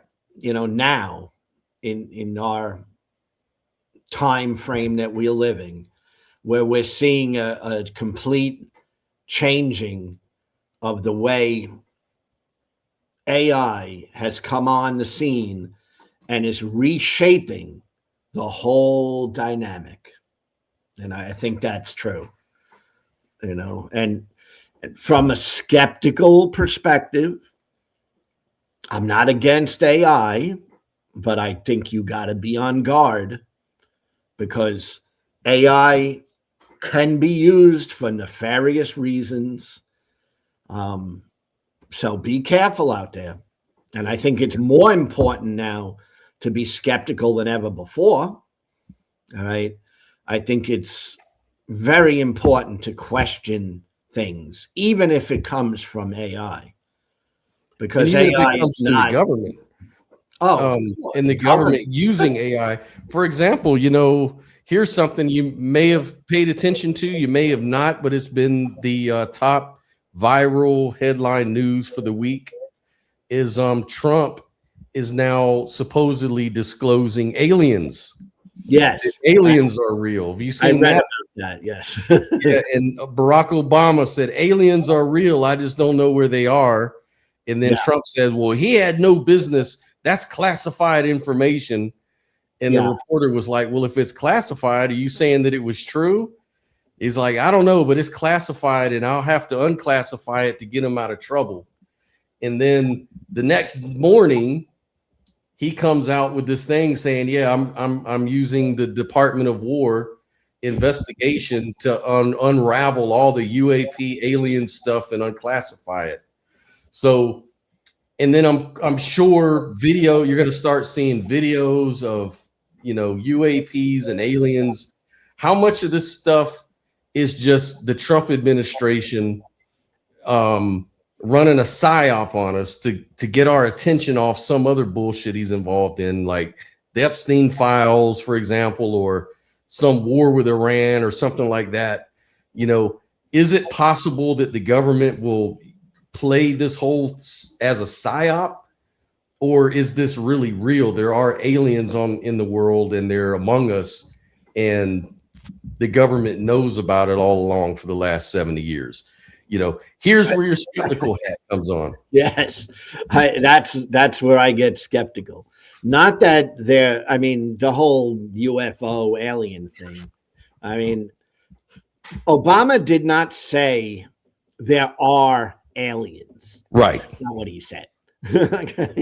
He said that there might be aliens. All right. But then he talked about the information that he encountered when he was president. Mm-hmm. That's it. Now, somehow Trump has spun that into something where he's going to do something that is opening the information to the public that they can verify if there were aliens. And I don't think there's any information that verifies that there's aliens. I think the whole thing is just there's tons. It's like the Epstein files. There's tons and tons of information, but none of it is definitive as far as I've ever been shown. Yeah, I would say it's possible there are aliens. It's not a contradiction, and it's not a supernatural thing. So, it's possible. So, I wouldn't be surprised, put it that way. I'm just not really convinced. And let me let you know, I've always been a fan of science fiction since I was a kid. I love Close Encounters of the Third Kind, Star Wars, E.T. I came up on all that stuff as a young kid. So I always wanted to be a believer in UFOs. I've learned to be more skeptical though as an adult. And so I say it's totally possible. Totally possible. Wouldn't surprise me one bit. In fact, it'd be really cool if it was in some respect, but I'm just not sure because like you said, I don't know of any, evidence, hard evidence other than the videos we see, the anecdotes we hear from these top ranking officials in Congress, with all these trials and stuff we see. All of that stuff, though, is compelling. They have a new video out that was released in November called Age of Disclosure, which did a lot of, which I think they predicted was going to lead to Trump talking about this stuff. And now we're seeing he is actually talking about this stuff and doing it. Even did you see his stepdaughter came out on the podcast and she was saying, yeah, my dad says he's going to give a disclosure speech on it. Yeah, I saw that. Yeah. And it's just so hard to call it. Is this all a psyop? Is this all just bullshit to distract us from something? Or is this for real? If it comes out, this summer, my take on it is definitely a tactic that he'll be utilizing Mhm. for his own benefit. Yep. That's my take on it. I mean, and That's just a pattern. I don't think we're going to see any real solid, true, evidence. Right. Right. But, Right. there's, like I said, I think it's possible there are life in other planets, other galaxies. I don't think that's irrational to think. Right. Right. I would say it's not something we know. Right. Right. Right. Nobody knows. That's exactly why everybody's so interested to push this whole thing so we can know one way or the other. And the going line is that, oh, they don't want to let us know because you have to understand we have enemies. We have China, we have Russia, we have all these people that have invested interest in backwards engineering, for example, technologies that we may know about now that open us up. And even the dangers in that, like, look at this whole thing this week. The other thing is this whole cartel drones. You know how these drones from the cartel are coming over and shutting down airports, and you can't shoot them down. You can't use. They tried these energy electromagnetic pulses to try to. Is usually how you bring a drone down. Didn't work. So they're thinking that China is helping the cartels get information, which is really scary. And so a lot of this UAP news and this whole thing could be part of something about new technology. I mean, Trump did disclose his EM machine. What did he call it? The discombobulator, where they went to what country was that? I can't remember. Where he went and grabbed the president, and he shut down all the infrastructure, like shut everything down with this new technology, and was able to get the president of that country out of there and hold him hostage or whatever, or hold him prisoner or whatever. You're talking about Venezuela. Yeah, Venezuela. That's what I was trying to say. Yeah. Yeah. Yeah. So there's a lot of tech that we have. And I mean, we're talking about it now with the AI, this whole convergence of technology. This is all playing a role, I think, in the overall PSYOP, not just PSYOP from the government, but PSYOP from advertisers, PSYOP from social media platforms. Just anybody can use AI to do anything. Yeah. So, I feel you. We have to learn how to be aware of that at least. Yeah. I think the most important thing is being aware. That's like the most important thing of all. I don't think anyone has to master AI or understand it fully, but be aware, be aware of what's going on in the world. Mm-hmm. Yeah, because there's a lot of things that are coming up. They're going to test our skeptical mind, and we're going to have to make a decision. Are aliens real? Is AI conscious? Does it deserve ethical laws? So many issues. Getting married to robots. Yeah, there's so much. I mean, it's crazy. The whole thing is, and that's why we're living in a very, very unique time in history, because like if you were to talk to me in the 1970s, early 80s, and were to tell me what the things are that are going on today, I would have said that's as far out as I could imagine. Yeah, it really does stretch credulity. It's like you can't believe some of this stuff that's going on. My dad, he's like 80 years old. He's like, man, he's like, if when I was a kid, we would have never even imagined some of the things that I see going on in today's world. Like, right. It's just so unpredictable. He said it's just things that are so far beyond what I was even capable of imagining. We watch robot videos and AI videos, and like this AI run town in China the whole thing is run by artificial intelligence, from the traffic lights to the cameras that see you all day long, to the cars that pick you up, like the taxis, delivery, they deliver food, make food. Like it's all of it's run on AI, and it's all super organized and right on time. It's really amazing. It is amazing, and it could be good, but it could be bad depending on who's using it. That's my bottom line. But yeah, and I mean, I grew up before the internet.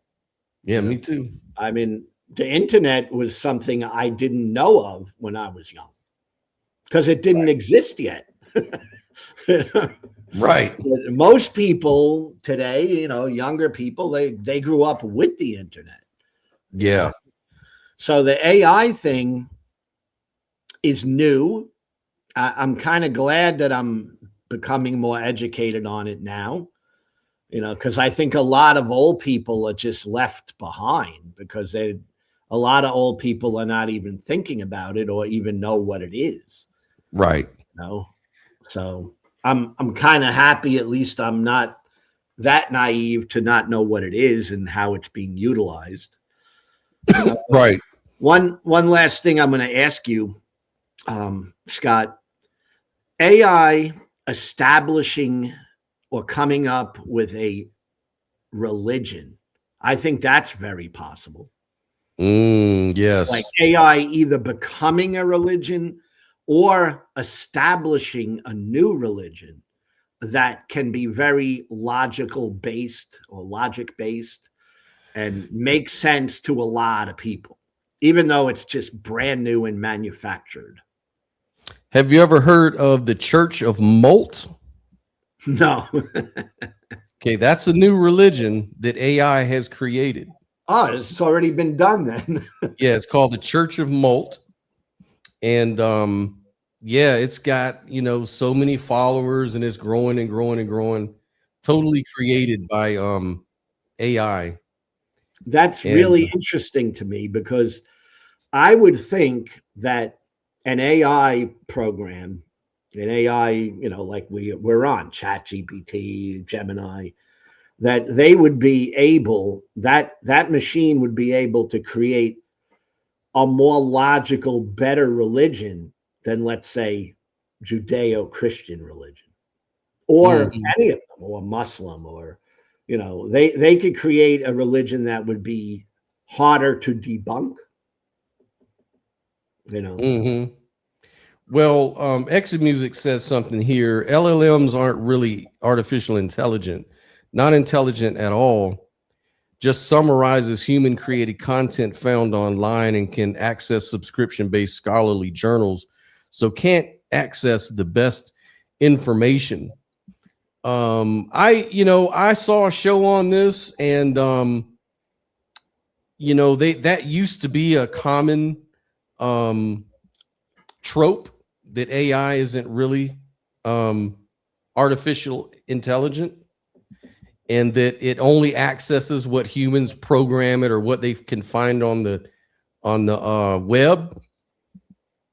But I don't think that's really the case anymore at this point. Ever since the I think the upgrades in early 2025, where it's self-learning. Let me get some information on that. But what are your thoughts, Lou, while I look that up? Well, I got to ask, because I'm definitely not an expert on it. I'm learning every day. But when he's saying LLM, what is he referring to? Large language model, like ChatGPT. Yeah, like these AIs that speak to you, right? That type of thing. Yeah, like when you ask, chat. Yeah, like you're asking a question, like, but actually, yeah, I'm looking it up, and actually it says here that yes, large language models are AI. They are not retrieving information from the internet. So the way it breaks it down here is that it's a machine learning system based on neural networks trained to model language patterns. So models like GPT are built on the transformer, which is the deep learning architecture. And what it does is it learns statistical relationships between words. It predicts the next token in a sequence, generalizes patterns across massive data sets, and that qualifies as AI under the standard definition as systems that perform tasks requiring human-like intelligence, mainly language, reasoning, pattern recognition. Yes. Are they retrieving from the internet? No, this is a very common misconception. LLMs do not search the internet in real time unless connected to a tool. They store full documents like a database. They look up answers like Google. Instead, they are trained on large data sets and adjust billions of parameters to internalize statistical structure. So it says, think of it like you read thousands of books, you don't memorize them verbatim, you internalize the patterns, the ideas, and the structures. LLMs do something very analogously, but through a mathematical algorithm. That to me sounds like what I think it is. Yeah. That's what I think it is. You're when you're talking to an AI, it's a chat bot, right? An advanced chat bot. Correct. Right. Yeah. If ChatGPT learns something from you, often have to correct it and it agrees and end. It doesn't remember by the next session. It doesn't learn. Well, it learns. It may not learn perfectly. You should also look at some of the robots, like the latest release of Boston Dynamics robot, as far as how it does like kung fu and acrobatics and stuff like that. What it does is you put on a VR headset and you're Wi-Fi connected to this robot. So when you move, if an acrobatic does tricks and karate and stuff like that, the connected robot using the LLM or something like that will record all those movements and store it as memory. And then it goes and practices until it perfects it without human assistance at that point. So it's actually learning and refining. It's just not as a human does. That's the point. Hey, I had a real science fiction type of thought, and I'm sure there's been movies made about this already. I'm not a science fiction buff, but I mean, imagine being able to put an AI chip in your brain that bypasses your own brain, so that everything you speak is not even yourself anymore. Right. I mean, it's a science fiction, but I could see that becoming possible one day. Yeah. You know, Neuralink, which is like a Elon Musk iteration of that, where they, you know, put in all these links, chips in your brain, and it connects to the internet. So you have all this information you're able to download, and you can even talk on the internet without typing, stuff like that, just by thinking, and it'll type the words out and stuff like that. Yeah. So it sort of trains too. It trains to understand how, you know, when you're thinking of a word, a certain pattern goes on in your brain. And so it just takes that pattern to mean whatever it is you usually think about or say. And that's how it learns your patterns. It learns how you think. And it just, I guess, expresses that through an interface like a keyboard or something like that. But could you imagine having like a chip put in your brain that bypasses your own brain, and so that when you are speaking, it is actually a machine speaking? Yeah, that's kind of weird. It's kind of like being possessed. Yes, but on purpose. It's like you decided to do that. Yeah, it's possible because, you know, there's a brain study where they open up this patient's brain, and they were able to touch certain parts of his brain to make his hand move or make him make some kind of movement without his will. He didn't will it. They just kind of made him do it by activating these brain centers, right? So it's like another person's consciousness sort of taking over another person by having access to their brain interface. You know, it's like I can touch your brain and or stimulate it and make you say what I want, think what I want, do what you know. It's absolutely crazy, but I think it's definitely possible that this could, you know, be something in the future for sure. And That's then, scary, you know, what kind of a world are we going to be in then? I know it. You would just experience yourself going through the motions that someone else has told you. Like if they had such an implant, and let's say if it was linked up to this other person's computer or something, or their consciousness or something like that, they could actually tell you how to behave. Go kill yourself. You know, go jump off a mountain, go burn yourself. And you couldn't do anything about it. You'd have to do it, and you'd be experiencing all of it out of your control. It's like being possessed by a demon or something. Yes. Yes. And it's purely physical, right? If that's the case. There's nothing spiritual about that. It's just physical, right? You took something that is physical, you implanted it in a brain, you bypass certain parts of the brain function. All right. Well, the part that's really the part of that that's not physical, but the most important part and what makes it scary is not the physical part, it's the qualia part. It's the part where you're experiencing, you know, that's the part that's even more scary. It's like scary enough somebody can physically change your brain in order to make you put your hand in the fire.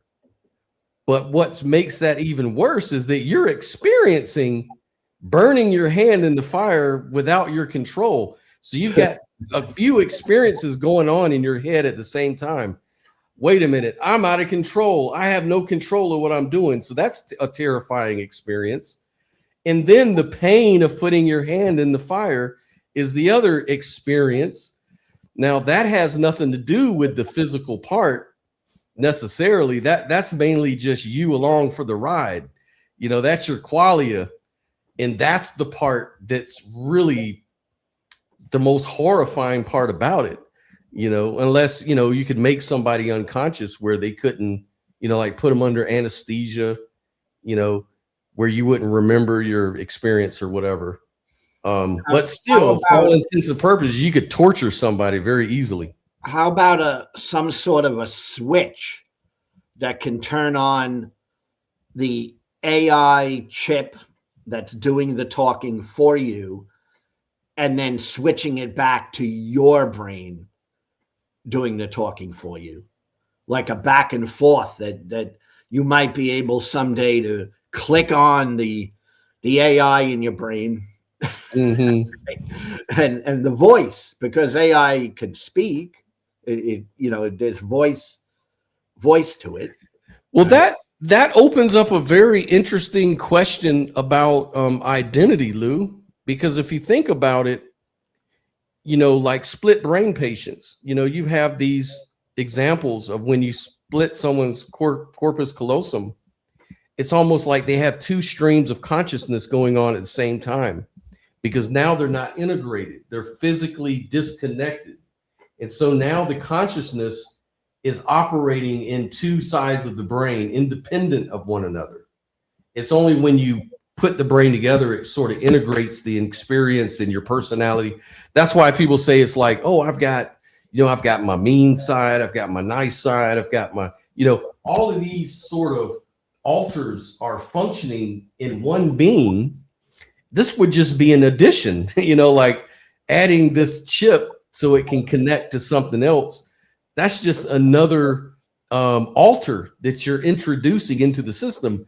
The question, though, is which one is really you out of all of them? You know, that's the question. And it just kind of highlights the idea that we're all sort of like this ship of Theseus. I don't know if you're familiar with that story, but, you know, the ship of Theseus is like there's this classic boat. Everybody loves it. It's a beautiful boat. but then it's getting old and everything, and that people start carving it down in order to take the parts and reassemble it into another boat that's not necessarily the exact same format, but a little different.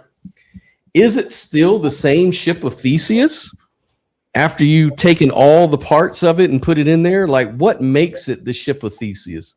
So that's kind of what the story highlights. And we're all kind of like that. We're all kind of like a ship of Theseus in a way. Like, you know, you cut our hand off. Are you Lou anymore? Well, yeah, of course you are. Cut your arm off. You know, how much do I have to cut out of you before you're no longer Lou?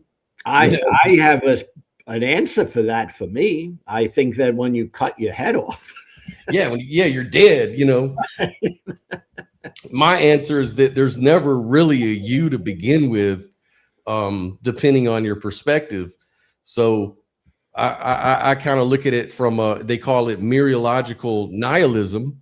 So I look at it like, you know, based on your perception, you're Lou. On another, if you look at you another way, you're just an expression of nature. You're just going through the motions, a determined thing that's created this story based on your memories and your associations and everything like that. None of that stuff is really real. It's only real to you. That's why no one really knows Lou for how you really are. We only know what you represent to us, you know? Yeah, absolutely. So from my perspective, Lou is one thing, but you know yourself differently than the way I would know you and stuff like that. So, you know, it's kind of the same way. Yeah. Yeah, absolutely. That's one of the frustrating things I get when I'm dealing with apologists.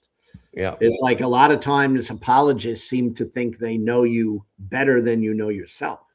Right. Which seems really like counterintuitive. It's like, really? Like, you really know?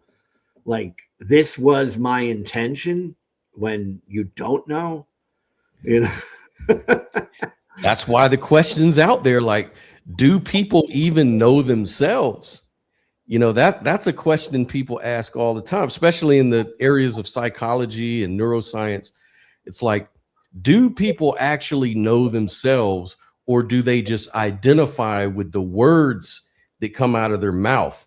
Like, do they even know why they say the things they say really, ultimately? There's a lot of patterns and unconscious processing that goes on. It's kind of like I always say, like, we're sitting here having this conversation, but we're, you know, how you type a sentence, you really give careful thought to the next word you're going to type out. You don't do that when we're talking. They just kind of freestyle off the dome. Yeah. Where does all that come from? It just comes from our habits, our patterns, and who we've sort of habitually identified with over the years. Yeah. Yeah. I like freestyle talk. That's like one of the reasons, because I noticed for myself, I always was into writing, you know, like I like writing and I think writing is awesome. All right. But writing is a different thing than speaking. It just is. Mm-hmm. Right. So if I'm talking to you like we are now, and we're just talking off the cuff, I'm not sitting down and thinking and coming up with exactly the words I want to use and that sort of stuff. All right. I'm just kind of communicating more directly my thoughts as they come in. I'm not analyzing my thoughts as much. You know, right. I'm writing something, I'm stopping. I'm going, wait, is that how I want to say this? You know, so a direct communication is definitely different. And I like the direct communication more and more lately because it eliminates some of that, I don't know, fakeness of the communication. Yeah, of course. And, you know, that's the thing about when you talk, you're sort of reflecting who you really are. And that's why I always, you can tell a lot about people if you just listen to them, and not only just listen to them, look at their bodily cues, verbal cues. you can sense more and come to know a person much better than what's just written on paper, because that's refined and edited and all of that. Where, you know, when you listen to someone talk and you hear patterns and you can pick up on things, you know, body language is a real big part of it. Tone of voice is a huge part of it. And it's more real. You know, you're really getting into what a person is, who they really are.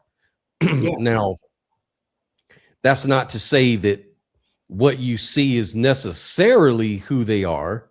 Even that's my question. Do people really know themselves? Like, sometimes we say things that we don't mean, or we say things that we think we believe them, but we really don't. Yeah. And that's one thing that is really tricky. Now, I understand when apologists will do that to you. They'll say, Lou, but you believe in God already, like these precepts. They'll come and they'll tell you, Lou, you believe in God. You just say you don't. Right. And then you'll say, well, it's disrespectful for you to think that you know more about me than me. I go through this all the time. Oh, me too. I know. But looking at it technically, and you know, I never go there with them because it only fuels their fire. But looking at it technically, in a way, we have lived beliefs and we have logical beliefs. Like, some people will adamantly tell you, I do not believe in God. I do not believe in spirits or good luck, bad luck, superstition. I don't believe in any of that stuff. Secretly, these people are very superstitious, and they behave like, there's studies on that. There's people that it's because they have this cognitive dissonance where they live out a certain thing. It's even like with this free will thing. Like, you can say, well, I don't think I have free will. And I have all these logical arguments to show why free will is not possible. But then every day I'm looking both ways when I cross the street. You know, every day I'm living out a different reality. Right. So what's up with that? You know, and so psychologists say, well, yeah, that just proves people don't really, sometimes what people tell you they believe or don't believe isn't really what they truly believe and don't believe. Oh yeah. No, I totally get that. And you know, free will, that whole philosophical debate is one of those. All right. I think it's one of those types of debates where everybody seems to live out their lives as though there is free will. Mm-hmm. I know I do. I totally live out my life that way. Yeah. Of course. I don't ever want to stop doing that, because I right. stop doing that. I mean, you can't really stop doing it, because it's something that you're going to live out your life that way unless you really screwed up, right? But is it actually technically and, you know, grounded totally that we definitely have free will? And I would say no. I tend to think yes, but I'm not going to get into an argument where I'm left to prove that we don't have free will. Yes, because can't remember last weekend when you had Catholic traditionalists, he yeah, called into your show, and I think he was trying to get there with you. I remember at one point, because he was saying, well, on your worldview, you know, free will, the things you say is ungrounded, right? They're not really true. So how can I trust what you say, Lou, if you admit that even what you say is not grounded in anything, but just, you know, just a process of nature? Because you're a naturalist. He said you were a naturalist. That means everything you say is just like fizz spitting out arbitrarily, where I, on the other hand, can ground mine in God. I know what I'm saying because I understand it's grounded in rationality, a rational mind. Right. Yours is grounded in nuts. So I don't understand. You know, he's trying to turn it around on you. Yeah. And so I saw that. It's like, you don't want to get into that debate, because when you start debating against free will, it's almost like you're giving them ammunition to say, well, see, that's why I don't trust anything you say. I don't think that you have a point, because even you say that it's just nothing. Yeah. I mean, and yeah, that's exactly what happens. And again, I don't take a position on free will. Yeah. I go as far as saying what I know to be true. And that is, I definitely act every day as though I have free will. Yeah. I mean, that's Whether what I or say. not it's absolute, I don't know. See, I go as far as to say that it's obvious to me, logically and empirically, that we don't have entire free will, ultimate free will. Like, we're obviously constrained. I didn't choose the place I was born. I didn't choose my genetics. I didn't choose, my brain capacity, all of these things. So I already know I'm constrained. And if you're constrained, that's the opposite of freedom. Yeah. Freedom is when you have no constraints. You can, promote your own will without any influence at all. So ultimate free will, I don't believe in, but I'm also a dualist. I mean, a non-dualist, as you know. So I also take very seriously that, well, I experience free will. When I go outside, I look both ways before I cross the road. I make choices every day. I've made bad choices and good choices, so I know there's a difference. Yeah. So I have to. So for all intents and purposes, what the fuck is this whole no free will thing about then?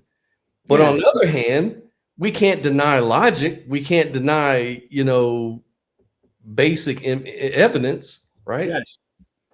And there's also this aspect.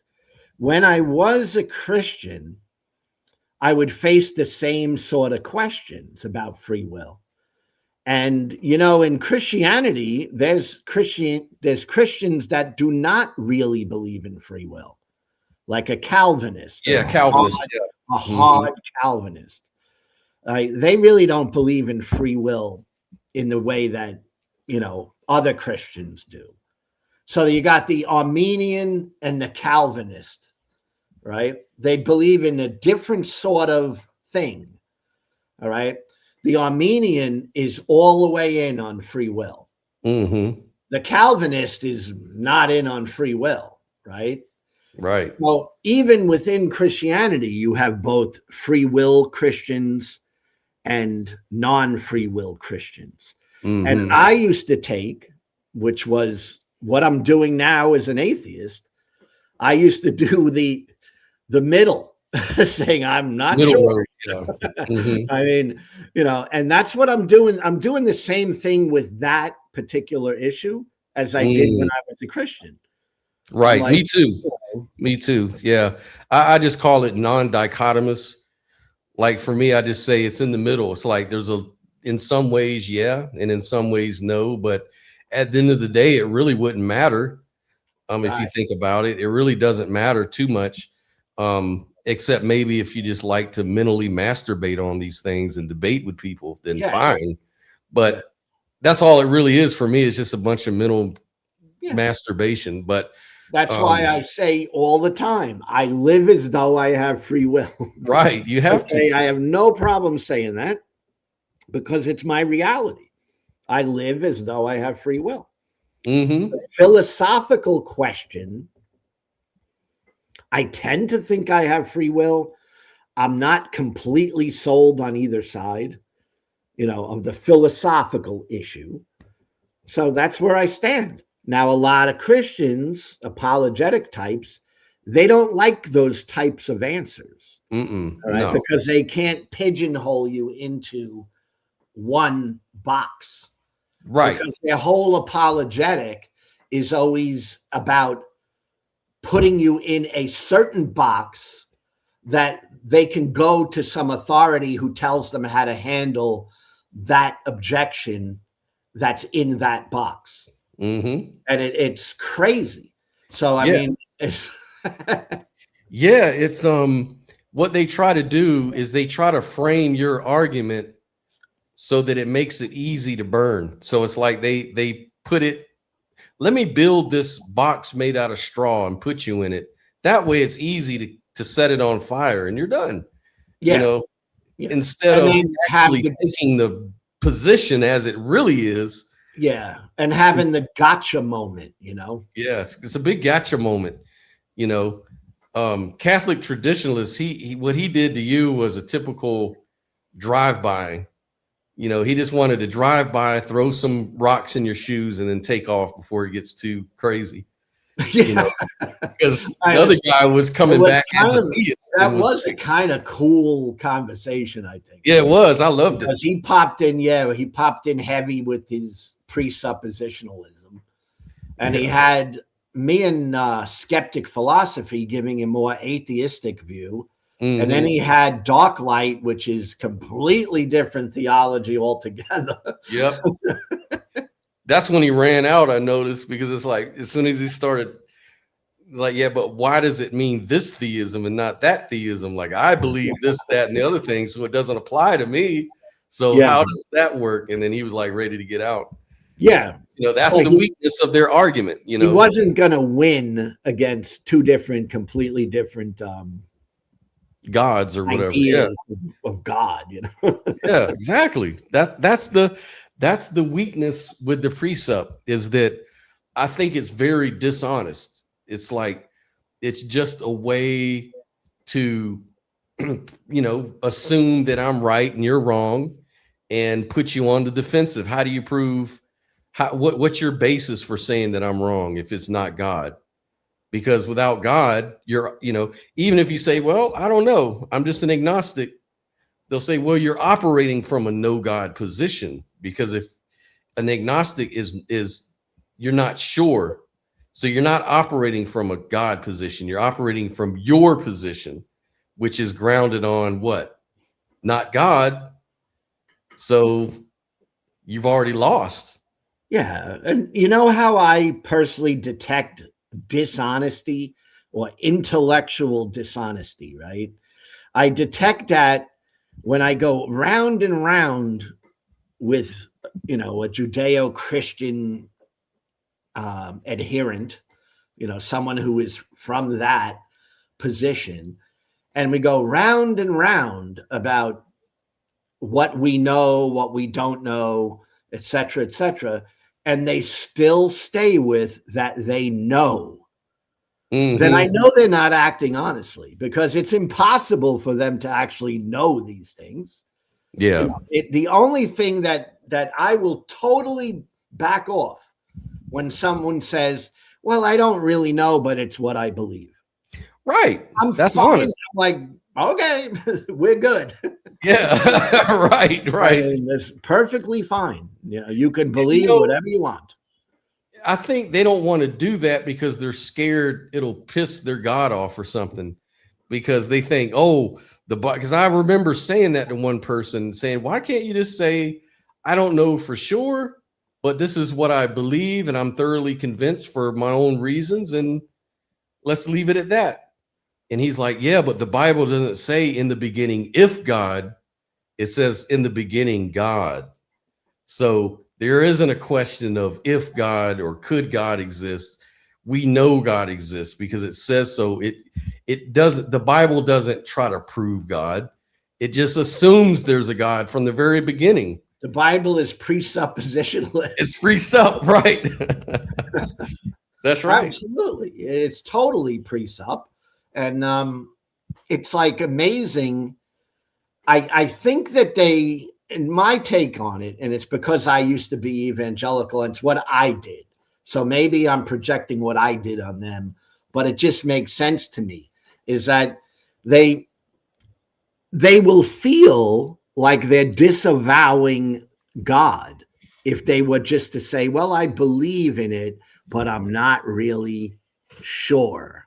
Oh, yeah. Like that makes them feel, yeah, because they don't have, see, this doesn't help their ego, because their ego wants to ground in something absolutely fortified, something that can't be destroyed, you know, an argument.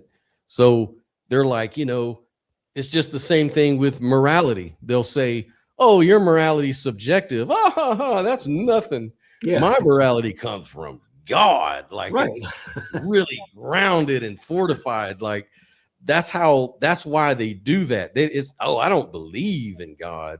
I know there's a God. Yes. You know, it's like such bullshit. They don't know that shit. No, I At know. all. They don't know. I like to say from the streets, they don't know jack shit. Right. They don't know. They just believe. Yes. Yeah. And you know, and like, you know, and I come on this channel and we debate about morality, and we'll debate about metaphysics and, you know, idealism versus physicalism and all of these things. But even still, I always say what's really more important than metaphysics and philosophy, what's more important is your ethics, you know, how you treat people.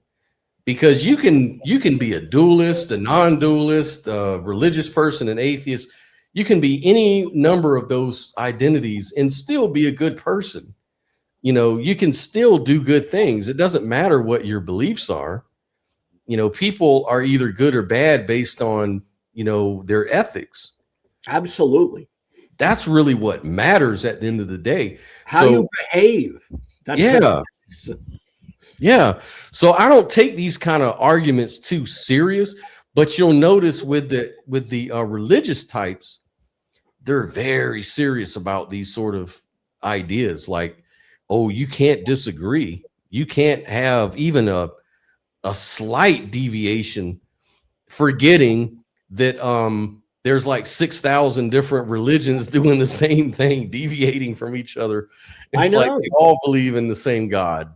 But so, that big picture that you're describing is very real. That's reality. There's thousands of different Christian, Judeo-Christian groups that disagree on basic doctrine. Like we just said, some Christians believe in free will. Not all Christians believe in free will. So that's just a fact. But they always want to think that no, but my version is the correct one. Oh yeah. Oh, you know, there's a joke. I think it's I saw this. I think it's a non-dual site. Something that's like a joke, a non-dualist joke. And it says that it is about exactly what you're talking about. And so the way the joke goes is, there's this one guy. He was standing on a ledge. He was going to commit suicide, and then this other guy came along and was like, hey, why are you going to kill yourself? He's like, oh, I've got nothing to live for, no purpose in life. I need to get out of here. I just want to end it all. And so the guy says, well, you know, God loves you though. Don't kill yourself. God loves you. Don't you believe in God? And the guy goes, yeah, I believe in God. And he goes, oh, great. Me too. I believe in the Lord Jesus Christ. What God do you believe in? He goes, I believe in Jesus. He goes, oh, see, me too. Well, what religion are you? And he goes, well, I'm a Protestant. A Protestant? Oh, wow, me too. And he goes, so what franchise of Protestant? Is it Baptist, Southern Baptist, Northern Baptist, Catholic? It goes through all these. The guy goes, no, I'm a Baptist. He goes, oh, wow, me too. What form of Baptist are you? And he goes, oh, yeah, I'm a Northern Baptist. He goes, oh, okay, is that Northwest Baptist of Lake Michigan West or Lake Michigan East? And he goes, oh, it's Northern Baptist of Lake Michigan East. And he goes, well, is that the 1812 version or the 1929 reform? And he goes, oh, the 1929 reform. And he goes, oh, well, get out of here, you fucking heathen. And he pushes him off. Yes. I love it because that's you know, that analogy story is relevant. Right. It really is. You know, there's just so many ways to separate ourselves out. Gosh, if I believe in free will, like an Armenian Christian might, I'm going to argue with the Calvinist because we do not view God the same way. Right. Right. Yeah. But yet we're both going to be insisting that we're correct. Right. And what gets me is, you know, if you talk to these people that say, well, those different issues that separate the denominations, those aren't very important salvation issues. Those are just doctrinal issues. But as long as you believe, you know, that Jesus died for your sins and was resurrected and he was God and blah, blah, blah. But they disagree on those parts too. And they are foundational. I Yeah. mean, what could be more foundational for Christian belief, whether you're saved by grace alone or whether you're saved by grace with works? These are absolutely fundamental. Yeah. Absolutely part of how you view God. Yeah. Like I did a show one time, a video, and I was comparing two apologists. One was Frank Turek, and the other one was this Calvinist, this real popular Calvinist. And the Calvinist was saying, oh no, and he read the scriptures about predestination in Romans and stuff like that. Yeah, so we were chosen before the founding of the world to either be saved or not. He read the one about we're like the pottery, you know, we're the clay and God's the pottery, the sculptor or whatever. Yeah, the potter. And we're just the vessels of wrath. Some are made for salvation, some are made as vessels of wrath. So he goes through all these scriptures showing how, we don't have any control. God selected you from the beginning. He chose you. You didn't choose him. So then they had Frank Turek who was saying, well, what would the basis of judgment be if, we were chosen by God before we were even born? Where does that leave free will? You got to have free will. Otherwise, let's read this scripture. It says, by faith shall you be determined to be, saved and all this kind of stuff. Is he who says, I am the Lord, I love the Lord, Then the other guy played the other clip. He's like, not all who say, Lord, Lord, will enter into the kingdom of heaven, So it's like, how do Calvinists, though, know that? Like, they may think that they're saved. It could be that they are vessels of wrath and don't know it. Like, how do you know the difference? How do you know when you're saved and when you're not? If we're chosen beforehand, it has nothing to do with what we decided. The real answer is nobody knows if they're saved. That's the real answer. I mean, nobody knows. All right. It's just a belief. That's it. I believe I'm saved. You don't know that. Right. I believe I was chosen. You don't know that. No. Right?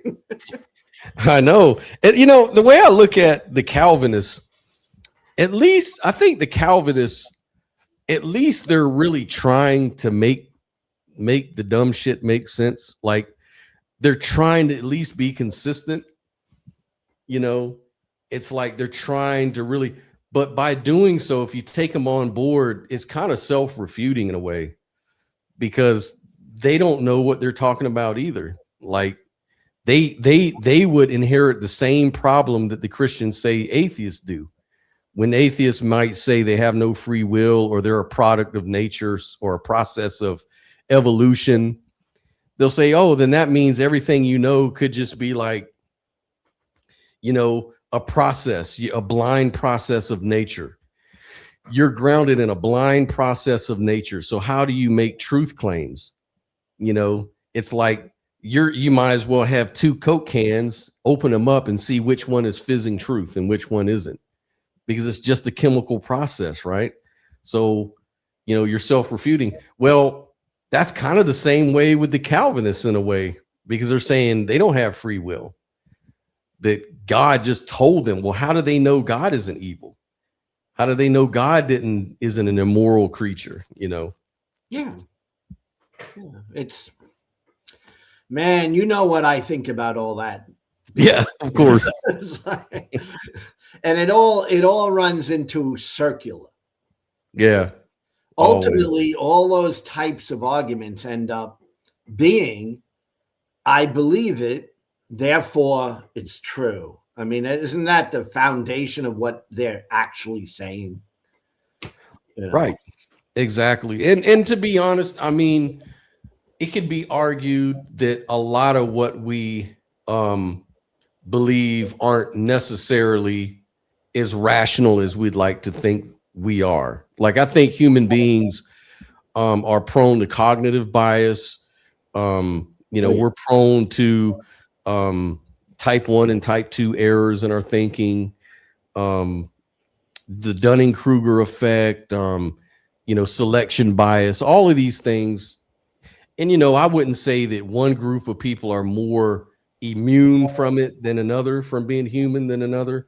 I think we're all human and we all have these tendencies. So, and we can see it. If history is our guide, you can see that our understanding of the world has shifted so much. I mean, 2,000 years ago, it was really useful to think of the world in terms of, God created the universe in 7 days or whatever. And that worked for us until science came along, the natural philosophers. Newton came along and described, gravity and stuff like that. And that worked for us for a long time. It was very obvious that worked for us.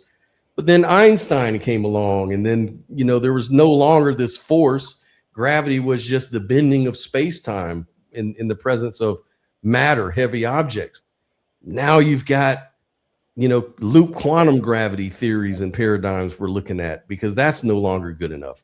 So it's like, I think if history is our guide, all we really have at any time are useful stories. We don't have capital T truth about anything. We just have approximations and useful stories that can explain what we see in the world, right? So in a way, we don't really know anything at any given time, if history is a guide, that is. And so it's good to be humble about a lot of things and not be too surprised about a lot of ideas, because a lot of these ideas are what is how we progress in our knowledge. I think one scientist, he said that change in science happens funeral at a time. It's like the old guys have to die off before the new, paradigm shift can take hold, because the old guys are holding us back with their, I'm going to say something I think it might be controversial, but I don't care about that. And we just talk. But I think we're at a point now in our world where we were for many years, centuries, trying to seek truth. Now I'm thinking we're at a point where truth is no longer as relevant as it was. So I think we're at a point where, society is at a turning point, which is exactly why I think AI is right in this thing. All right. But we're at a point where we're kind of figuring out, does it matter if things are true or not? And I'm hoping we go to yes, it does matter if things are true. Mm-hmm. But I think we're in the middle now. I mean, I'm seeking truth. That's what I'm going for. Yeah. But I think a lot of people don't care about truth anymore. A lot of philosophers say that this thing called truth is not obtainable. And so it's kind of like a dog chasing its tail at light speed. It's like we're constantly chasing after this thing called truth, just to learn that we still don't know shit. It's like the more we learn it ain't true. It's like that's the whole idea. But then, you have a lot of other philosophers that say that truth is a virtuous thing to pursue. And the way you pursue it is by questioning all your underlying assumptions. That's how you do it. Like, we don't just take our assumptions on board and just run with it. If it's useful, fine, but there's going to come a point in time where it might not be as useful. As you expand in other areas, you'll figure out that, hey, what I kind of assumed was the case about this, that, the other thing is not really working anymore. And so you have to question that assumption. Well, what was it about that assumption that was wrong? And then you can refine it and get better at truth getting. So it's a real funny thing, because a lot of other people say, well, it's more important to be happy. It's more important to enjoy your life.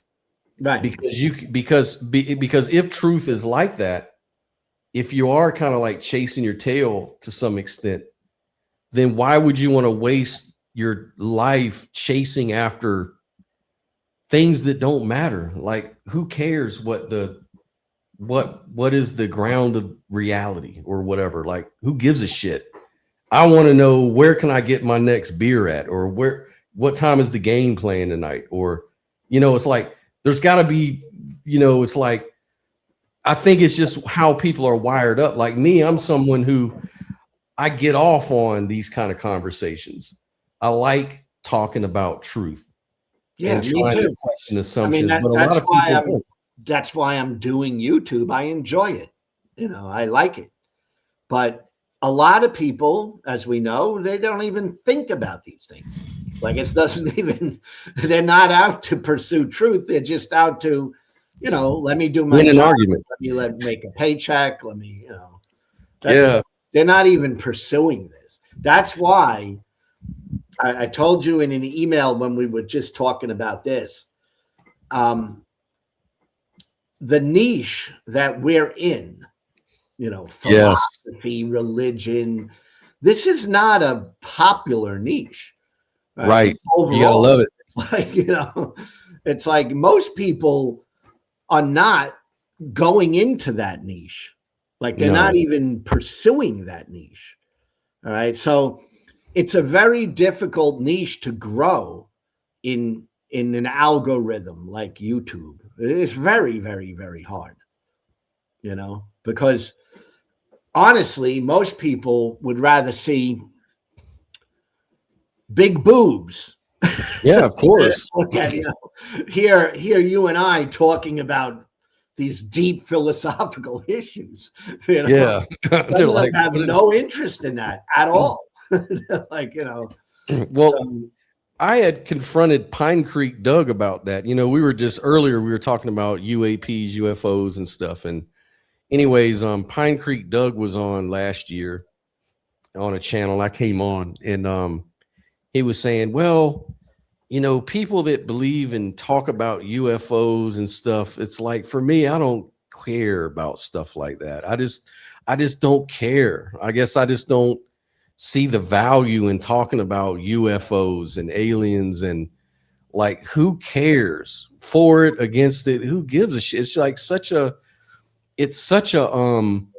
low-hanging fruit topic that why would anybody spend any amount of time really worrying about it, much less even talking about such things? And I just brought up to him, and I'm like, well, you talk about God versus atheism all day, every day. Like, I could ask you the same thing. Why the fuck would you pick such a low-hanging fruit topic that no one gives a fuck about? Who cares about that shit? And then he thought about it. He was like, you know what? I guess I never really thought about it that way. He goes, in a way, you're right. He goes, because I hear people all the time, they say, you still doing that atheist thing or whatever? Like, why do you do that? And I have to tell people why. And it's like, and I told him, I said, because nobody cares about this stuff, man. Nobody really cares about philosophy and challenging religious beliefs and epistemology. And, just like you don't understand UAPs or UFOs, that's how they see you. Yeah. Just think about that before you talk about a lot of things, that it actually applies to you too. So in other words, everybody's different, but I think that what we're doing, talking about philosophy and logic and epistemology, I think, though, it's one of the most important things you can do. That's why I do it. I think that's the foundation to healthy individuals, healthy society, all this shit. Me too, Scott. And that's where we have the same ideas. I think it's very important, but I don't think my my take on it being important is not the masses. You know, the masses do not think this is very important. You know, but there is a niche. It's a smaller niche, is what I'm saying.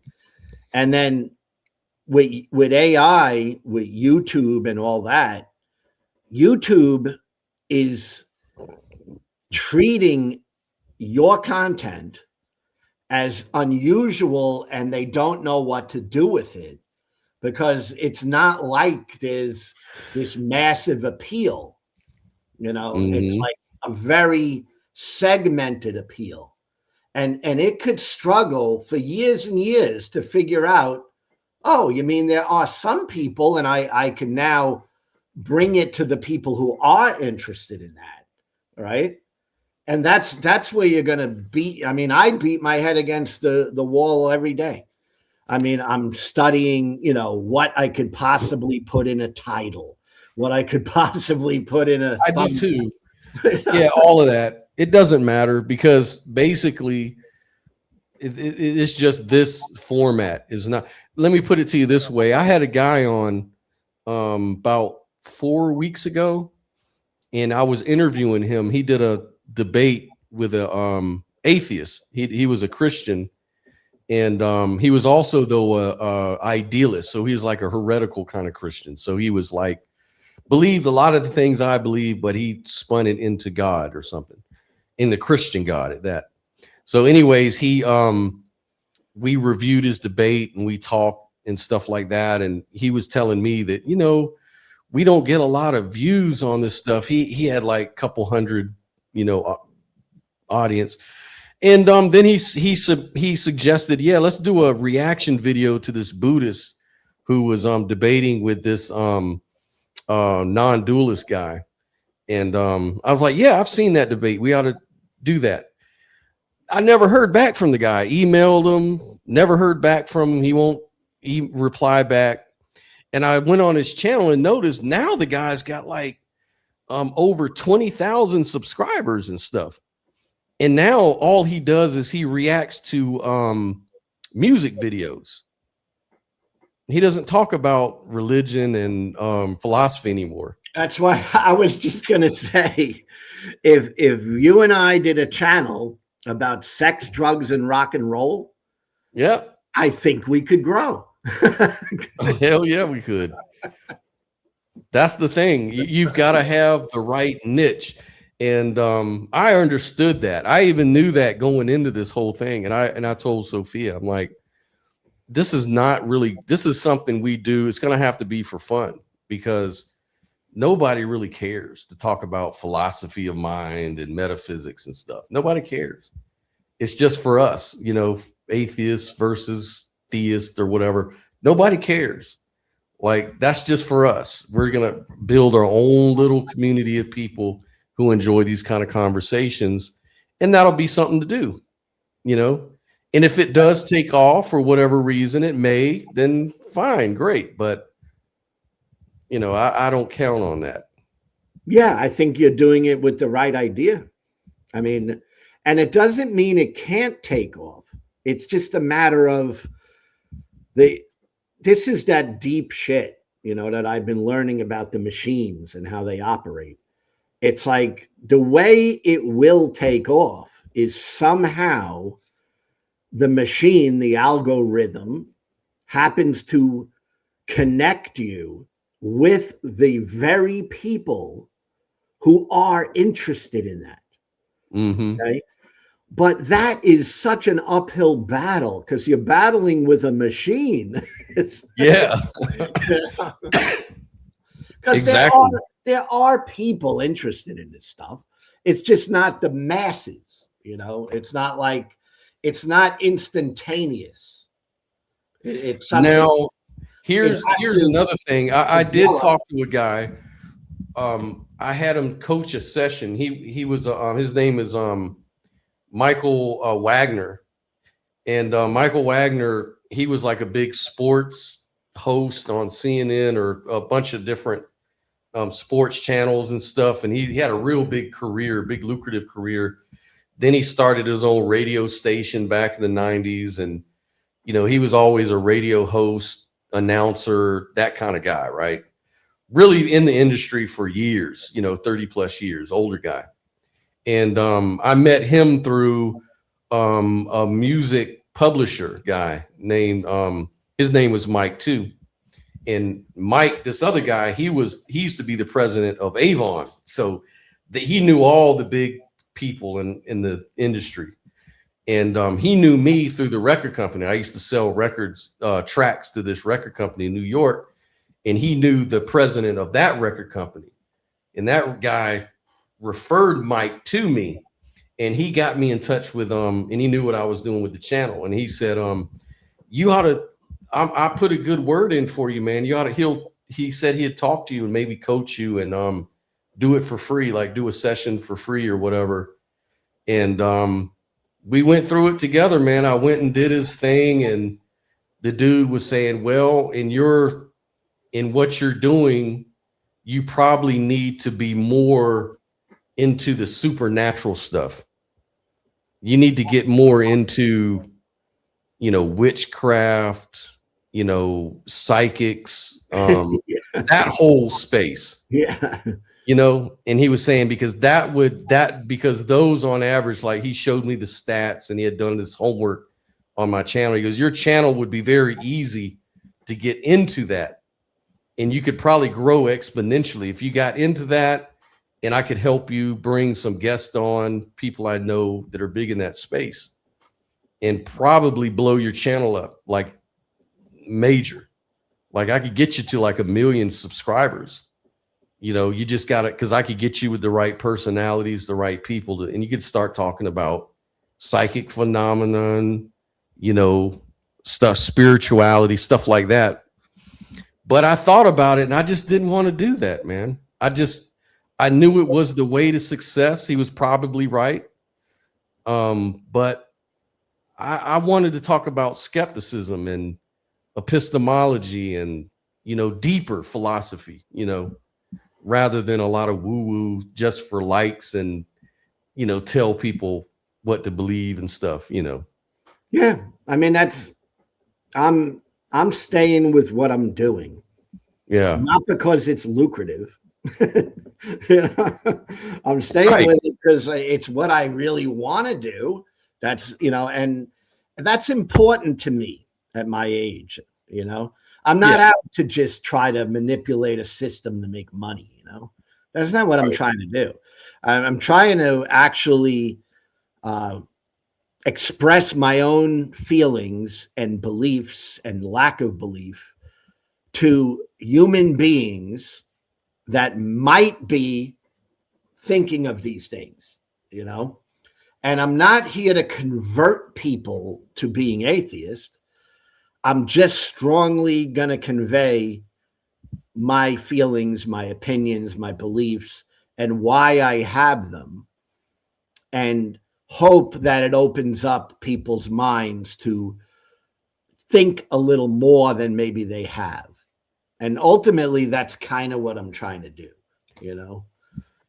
Now, what I could do, I could probably create like a channel where I just interview people like that and be kind of neutral.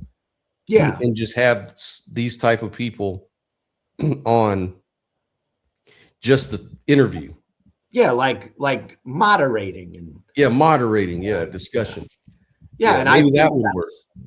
Yeah, but it's still within a small niche. Yeah, you know, it's not a grab your attention immediately type of thing. Yeah, like if you're gonna do that, you might as well just go all out with the entertainment. That's what I'm saying.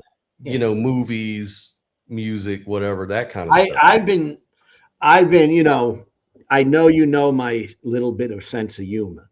I've been calling it the big boobs approach. Yeah. It's like, like if you put that in your thumbnails and in your descriptions and in your when I was a kid, Lou, it's gonna grow. It's gonna grow. Back in the 90s, you know, I used to be a hip hop kid when I was growing up in the 80s and 90s. And and I'm also a musician, you know, I write songs, write beats, and stuff. You already know that. Yeah. So I used to work with a lot of people in my hometown. And so what I used to do is, because back then there used to be this whole trend called Miami bass. And it used to be just guys that made bass music, like for cars, like for car shows. And you put your CD in and be like, boom, boom, boom. Or the big, like the big systems that went in cars. And yeah, the booming systems. And so they used to have groups like the 2 Live Crew, like South Florida groups that used to make this bass music. So I got right on the bandwagon. I started printing up my own CDs and music, and I would just slap on a picture of a girl in a bathing suit shaking her butt or whatever on the beach next to a nice car, or I have all kinds of different artwork or photographs of women on the beach. Man, those things used to sell like hotcakes, man. Like that was like the most successful I've ever been in the music business. Like when I started putting those little tricks together, that's when it really paid off, man. And it's just human nature, really. Like when you get down to it, I mean, human nature is attracted to images. I mean, it's not like, I hate to put down human beings. Right? Yeah. But it's a part of human nature. It's like there's an appeal to images. All right. Visual. Especially men. Especially men, more so men. Mm-hmm. More so. And I think it's probably the easiest way to if you just want to smash a lot of views. Yeah. Yeah, that could probably be my next channel coming up this spring break. I'm right here in Panama City. I'll just go up there with my camcorder and do interviews and talk to all the young girls. You could put videos and all that. So you'd probably blow the hell up with stuff like that. That's unfortunately the mentality of our country here, is that people don't give a shit about anything deep. All they care about is appearances, nice cars, fine women, exactly, the finer things of life. That's what people thrive to watch. It's entertaining for them. Very much. Right. You and I sit here for hours talking about really deep shit. I know. Nobody gives a fuck. Very few people give a shit. Yeah, very few. All right, man. Well, I'm going to get off here, dude. I got to get ready to finish my day. But really nice having you. Really good conversation as usual. And I appreciate everybody coming through and interacting in the live chat. Like and subscribe, of course, if you're new to the channel. And Brooklyn Lou, where can we find you, man? At BrookLynnLouTheSkeptic. Brooklyn Lou the Skeptic. Cool, man. Yeah. Check them out. Like them, subscribe. Great show. I'm usually on there with them too. And hopefully you'll do something again soon. I want to jump on. I really I missed it, man. I really wish I was there when that Catholic traditionalist guy called in. I really wish I'd have saw that email sooner. Yeah, I'm trying to come up with some sort of a topic for like every Sunday night is what I'm shooting for. Yeah. I don't even have one for tomorrow, but I want to do a live tomorrow at 7:30. Objective Ethics does his show on Sunday evening, and I've been hopping on his show every Sunday recently, and trying to support what he's doing. Again, I'm picking Sunday at 7:30 only because I've done that before. Yeah. So I'm trying to get some sort of consistency. Right on. And lives definitely are not like, I'm not good at it, but I think it's important. This is the values that I have. I think it's important to do lives only because if I'm putting out videos, I think a live gives an opportunity to people to speak with the creator of the video. And right. It's important. That's all. It's got that interactive quality to it. That's why I do it too. I think it gives people something to look forward to. If they know you come on at a certain time, they look forward to that time. Like, you know, I've got regulars here and they jump in all the time and interact. And it's a really nice thing. It builds like a little community. Yeah, So, and it gets deeper than just the video.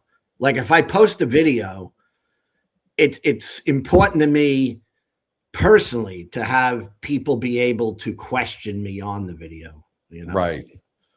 Exactly. I'm not running and hiding. You know what I'm saying? Right. Yeah. He's one of those run and hide agents. All right, man. I'm going to get out of here. You guys have a great weekend, man. All right. Thanks, Scott. All right, brother. Bye. Bye-bye.